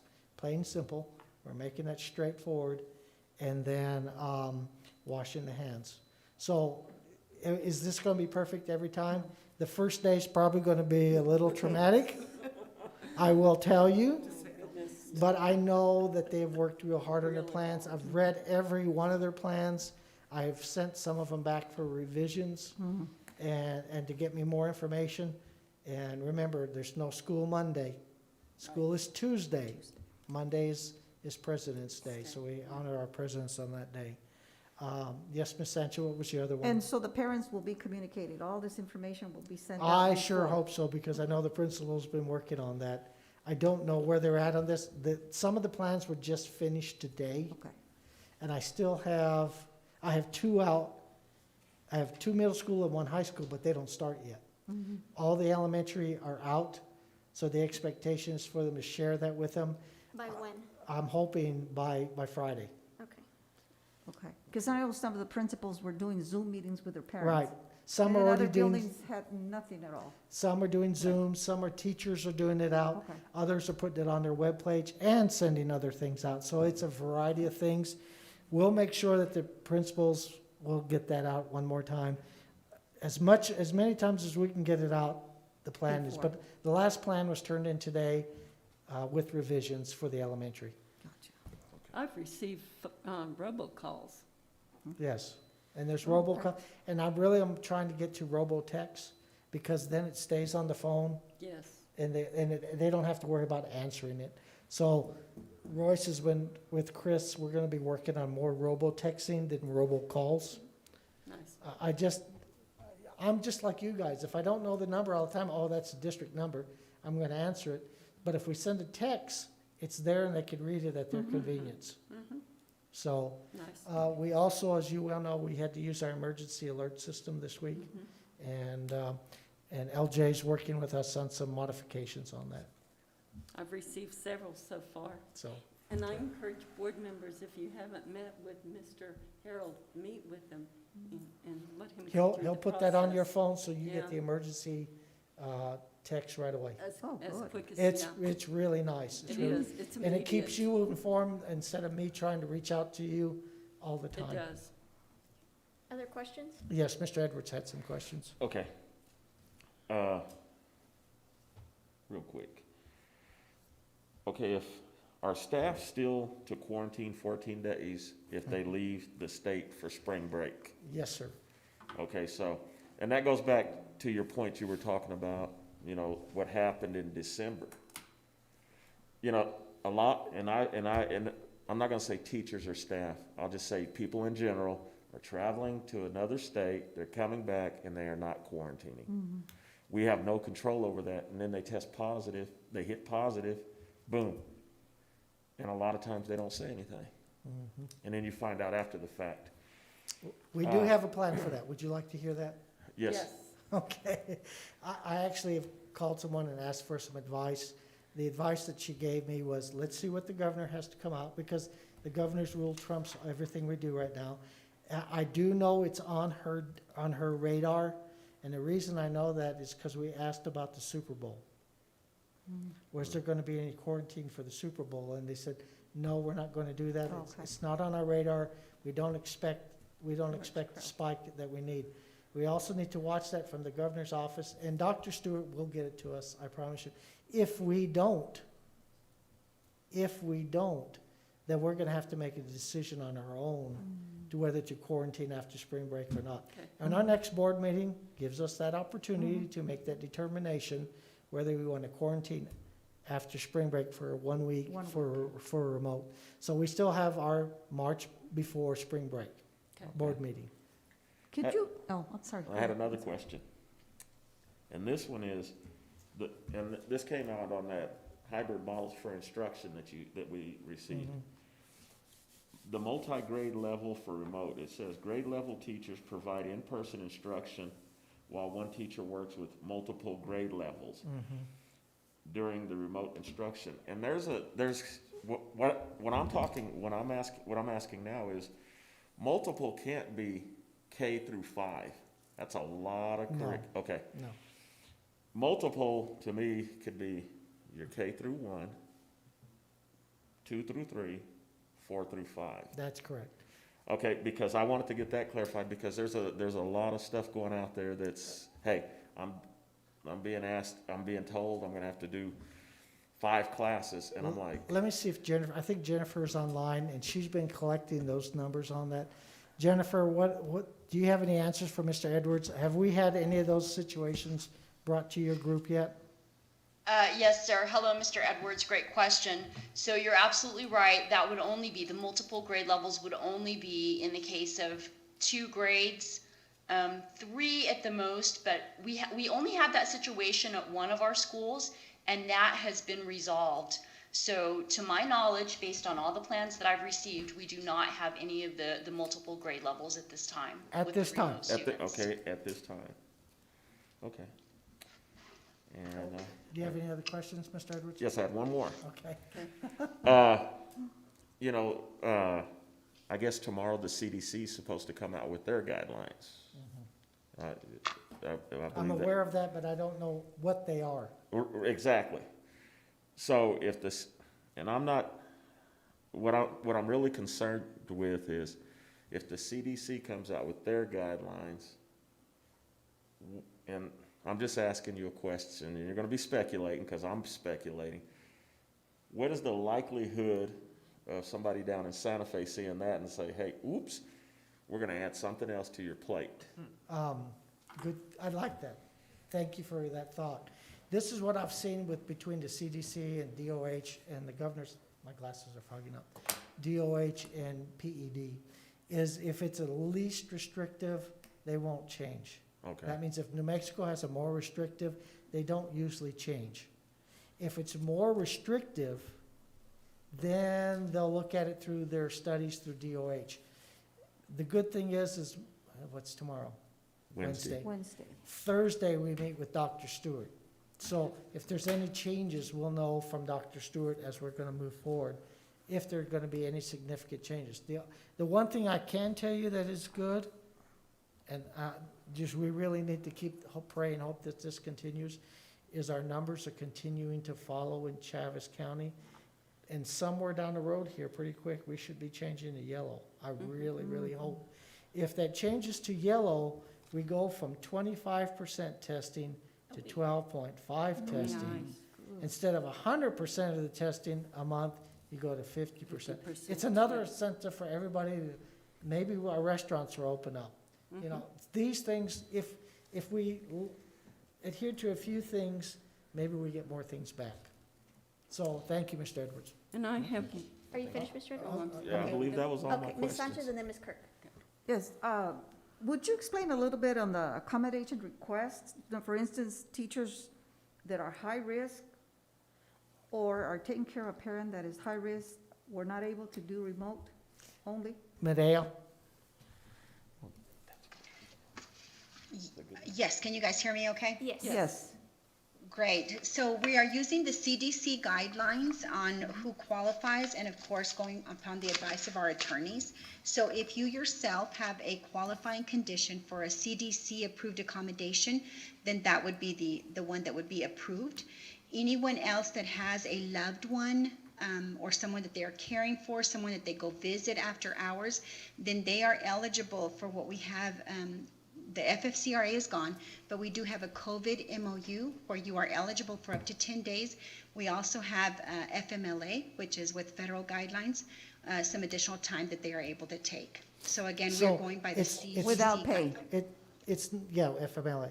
The problem is it's not a blanket.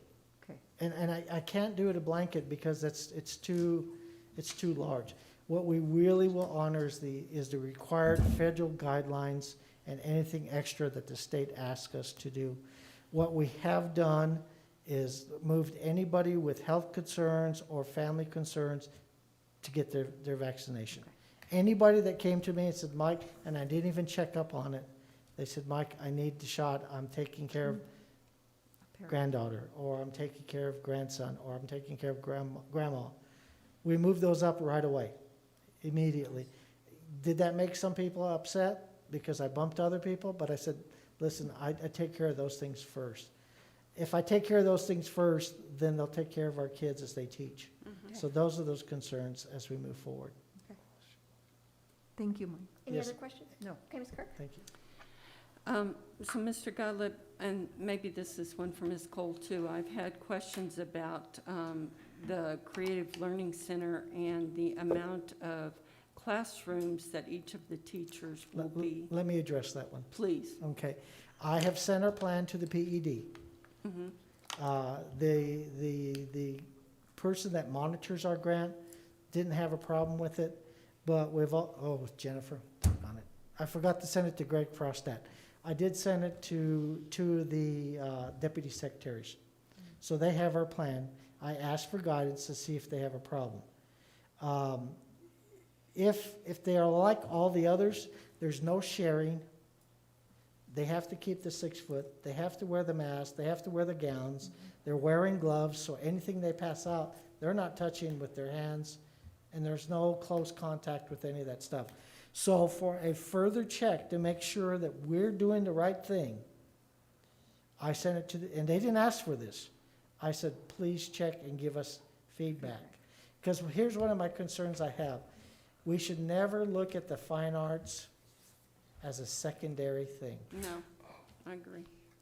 It's just as important as everything else. Right. For an example, is football important to some kids dearly, right, Ms. Kirk? Okay. Is that a fine art? No. But it's an activity that's very important to that person's development. This is where we've had some real problem with kids. They're not involved in their activities. Well, guess what? Not everybody's an athlete. Not everybody's a musician, but they may be very good in some of the other fine art areas. And I just hate to see that happen because it's extremely difficult in those areas. Yeah. So to give the board a sense of relief or that we're working on this, I sent it to the 2 highest deputy secretaries that I know of. And that's Dr. Gwen Warneman and Dr. Tim Han.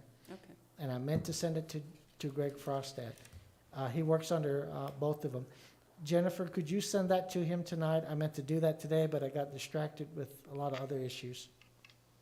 Yes, sir. Thank you, I appreciate that. Thank you. Thank you. So we're working on that. I want to keep in forefront of the board something else. Yes, it's February. March is around the corner.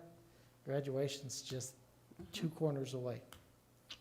And we're going to have to be thinking about what we want to do for graduation, working with the high school principals and the senior classes. You know, it's their graduation, but we want to make sure. One of the other issues we're going to have to do is buy better chairs. The chairs that we have will damage your turf. We just spent a fortune on that turf. We're going to get a set of better chairs for out there. It's going to have to be. Good. Mr. Edwards, I noticed you had a question for me. Okay. I noticed your body language. Well, what is the likelihood, I know the last meeting we had, we were talking about band and chorus. And I meant to address this earlier because I got a text message from a parent unknown that, you know, her kids are straight A students, I assume that's what she put, and she has 3 of them that are in band. And for them to be losing out on that band, is that something that we could possibly look at? Well, I've did something a little bit more, and I got a few people angry at me. I had a couple mothers call me, I had a teacher call me, and I took their concerns. I wrote everything down, and then I sent a text message off to our representatives that were actually having a meeting with all the people. It was in front of their body, and they were having a meeting, and I said, why don't you ask all these questions? These are coming from the parents. Because if you look at the research out of New York, and there's some studies now done on not so much choir, but definitely band, the wind instruments, that you can put a cover over the bells, and you can buy a mask that helps with those situations, that has shown that those things are in place. Again, our guidance from the state is no. Not even virtually? No. Virtually, yes. Okay, that's. Virtually, yes. But I'm going to err on the side of band teachers. Very hard to do when you don't have all your kids together. I know we all want to be safe. I know that. Right. I know that. So there is some issues with that, but we'll work on that as we go forward. Still no movement on chorus and band. Okay. Orchestra, yes, we can provide orchestra. It's a string instrument versus a blowing instrument. So one thing I've seen other school boards do across the state is they are bringing discussions like that to the board, and they're sending resolutions to the state. So at least the board can show as a board, hey, state, could you please consider this or that? So perhaps we can add that to the March meeting to discuss and see if we as a board would like to bring up and advocate for things like band to be considered in some But I think way. he said that he sent some stuff up already, correct? Well, I did it straight to their representatives. Oh, So okay. this can go to the public Right. information It was kind of department. putting them on the spot, but you know what? Sometimes If- being on the if- spot is the Well, right place to no, be. when you say we use data to make decisions, Mhm. here's the data. Make your decision according on the data. And I know the board always wants to err on the side of safety. I Right. understand that. And another thing, it'll show our community that as a board, we're reaching out on their behalf as well. Right, no problem. Ms. No more questions? No, that Okay. was my one, no. So, I have one question, Mr. Gottlieb. Will the school reentry plans be shared with the board so that we can have an idea on Do you what know they're how doing? big they are? So how can we access, what's the best way for us to learn about what they're doing? Well, Go I- visit your school. No, That is the and best they've, way. I know Mona's been doing that already. I know that's, what I can do is, I can share them with you, but I mean, I'm gonna blow up your email. These things are huge, huge. So are they not in a Google Drive or a different way that can be? No. I'm sorry, I'm old fashioned. Okay. Okay, so Royce I has will got on to plan- me on that already. Okay, so I will plan in the next 2 weeks to make sure I try to get out to all the So, schools. and you can ask them to see their plan. Okay. So building principals, and I know a lot of you are online, That makes sense. please invite your board members to your schools. Have a plan ready for them, show it to them. It will help the relief of the stress on parents in the community Oh, absolutely. by having your board member. They represent the community, so please invite them. And Do a Julie, walkthrough. let's get an email out on that too tomorrow first thing, and then ask for a report back. Walkthrough is awesome. Make sure that they've So we'll just make sure we contacted. have our badge, so if they don't Yes. recognize who we are, then they'll see And they'll that we make you have the sign badge. in And if you need a new badge, let us know. Now, you brought up something that Medea's gonna be working on. I have a concern. Since I've been working with the COVID vaccine shots, I asked everybody to bring their badge because I don't know everybody like I used to at one time. I used to know almost everybody. The badges are so old, some are so cracked, and they don't even look like their badge anymore. So I said, we've got to figure out something. And also, it's a safety concern because now we have those out. So Medea's looking into maybe what would be a year look like for a badge or multi-year or something to that effect. So we don't, that badge is only good for a certain period of time. Because the way it is now, I still have mine from the first time that they made one, so I do too. we're working on that. Thank you, sir. And my last comment is a thank you to our schools and everybody working on it. I know we're gonna have a lot of lessons learned, but Mr. Gottlieb, as much as possible, if we can encourage our schools, our principals, and our teachers, as they learn best practices and things that work, let's connect them so they can collaborate and share those ideas, because a school can find something works amazing and share it with everybody else. So just to give that opportunity and include the teachers in that as well. One of the things I did do is ask the building principals to share their plans with other buildings, because there's some so creative. There is one thing we missed, and we're gonna have to bring it up in March. The Roswell Ford gave Roswell High, and I don't know the number. 5,000 masks. Wow. So we want to congratulate them and thank them for their efforts in helping us out on the mask situation for our students. So we'll bring that up. I'm sorry I missed that on our agenda. Thank you. Mr. Gottlieb, I'm sorry to interrupt. This is Jennifer, and I'm sorry, President Morales. I just wanted to mention that we do have several of our staff members who are sharing out in open Zooms already. We have one scheduled for tomorrow afternoon. We also have one scheduled for Thursday afternoon. So we have our elementary teachers. I'm sorry. He said he's passing those out right now. Oh, okay. I'm sorry. I didn't hear you. So we are offering just opportunities for teachers to learn and to collaborate. This isn't just, these sessions are not just about teaching teachers. They're about collaborating and asking questions and helping each other. And so we have several of them scheduled in February, and we'll continue doing this. Nice. And a lot of it is teacher-led. Thank you, Ms. Cole. You're welcome. Do they send us invitations? Mr. Gottlieb, anything on finance? Chad, anything on finance? I guess not. Sure, I'll be real brief. I know it's been a long meeting. So we do have a GO bond sale coming up. That's going to be on the 17th of this month. We anticipate that that's going to go well. We also are going to be bringing to you our latest audit. We're waiting for the return of that from the state auditor's office. It was accepted timely, which is always Nice. good news. Yes. But with COVID and all the restrictions, I know they're having some difficulties of their own, but we do anticipate bringing that to the board in the coming months as well. Also, we're looking at new allocations or new appropriations and awards of CARES Act funds, ESHA funds, and moving proper expenditures that are related to COVID to those funds to free up our operational dollars. Mr. Gottlieb is all over that process with both my office and my staff, and we're actively searching those. There's going to be a time constraint on that to move those expenditures over and free up those funds as we move forward. And with that, I'd field any questions. Any questions? No, Okay, thank you. Mr. Cole. Thank you. Yes, ma'am. Now moving on to board communications. I do have one item that I've added here. We've all received an email from Mr. Joe Guillen. Applications are now open for the NMSBA Excellence in Student Achievement Award. It seeks to promote student achievement in school districts and assist local boards in recognizing school leaders, staff, and other individuals who have played an important role in improving student achievement at the local level. The recipient is either an individual or a group that played an important role in improving student achievement at the district level. Recipients may include any of the following: a school board member, administrator, teacher, staff member, parent, community member, or volunteer. The deadline for these nominations are March 12th.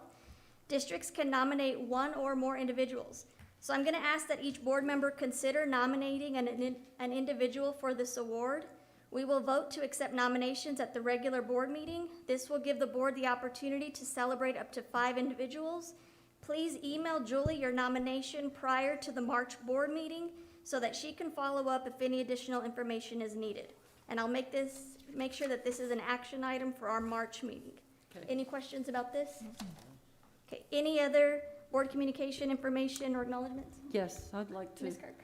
Yes, I really would like to thank the staff for developing your reentry plans. I know it's been a major undertaking, and I cannot tell you how much I appreciate it. I am so looking forward to our kids getting back into school, and I have had overwhelming support for the board's decision on us going back hybrid. So thank you all out there, principals, superintendent, admin. Thank you so much for that. And also I would like to say thank you all for the accolades. I know you saw the article in the paper, and I appreciate everyone commenting. It warmed my heart. Thank you. And happy Valentine's Day. Thank you, Ms. Kirk. Anybody else? Mr. Edwards? Okay, I'm gonna make this real sweet and short. You know, we had a decision to make a couple of weeks ago when we made our decisions. The decision that we made to go to hybrid. And, you know, some people ask me why we voted the way we did. I can only speak for the way I voted. And it wasn't about just only athletics. We've got to try. We teach our kids, and I know the way I coach my kids, we got to try. You know, and this is to the families that are going to be affected, as well as the staff. We're your elected people, and if you have any questions or concerns, give us a call. Even if we don't live in your district, give us a call. That way we can address the questions that sometimes people are afraid to ask. Because I believe that everybody that sits on our board will ask that question. I know I will. And I've gotten real good at taking notes now and coming in organized and asking questions. I'm a public servant. We're all public servants. And, you know, like Mr. Gottlieb said before, you know, Is it gonna be perfect? We don't know. Probably not. But we'll make the changes and adapt to what we have to adapt to, because I know that all of the people out there that work in the school district and the people that are gonna send their kids back, or the kids that have had to go virtual, they've learned to adapt, and I commend you on that. But we gotta give it a chance to have it work, to make it work. We don't teach our kids to quit. We gotta try. And that's pretty much it. And it was more than sports, I'll tell you that right now. Where I live, we need to have these kids in school. They're running around out in the street, and we need to get them back in the schools and sitting at the desk and getting some guidance. And that's pretty much what I have to say in a nutshell. Thank you, Mr. Edwards. Thank you. Thank you. Okay, this is the end of our agenda. May I have a motion to adjourn? So moved. May I have a second? Second. I have a motion made by Ms. Kirk and a second made by Ms. Sanchez. May I get a roll call, please? Hope Morales, Yes. Hilda Sanchez, Yes. Mona Kirk, Yes. James Edwards, Yes. Milburn Dolan.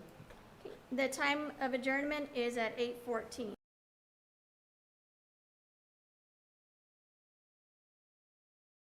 Regarding limited personnel matters, 10-15-10H, review candidates for superintendent where no action will be taken.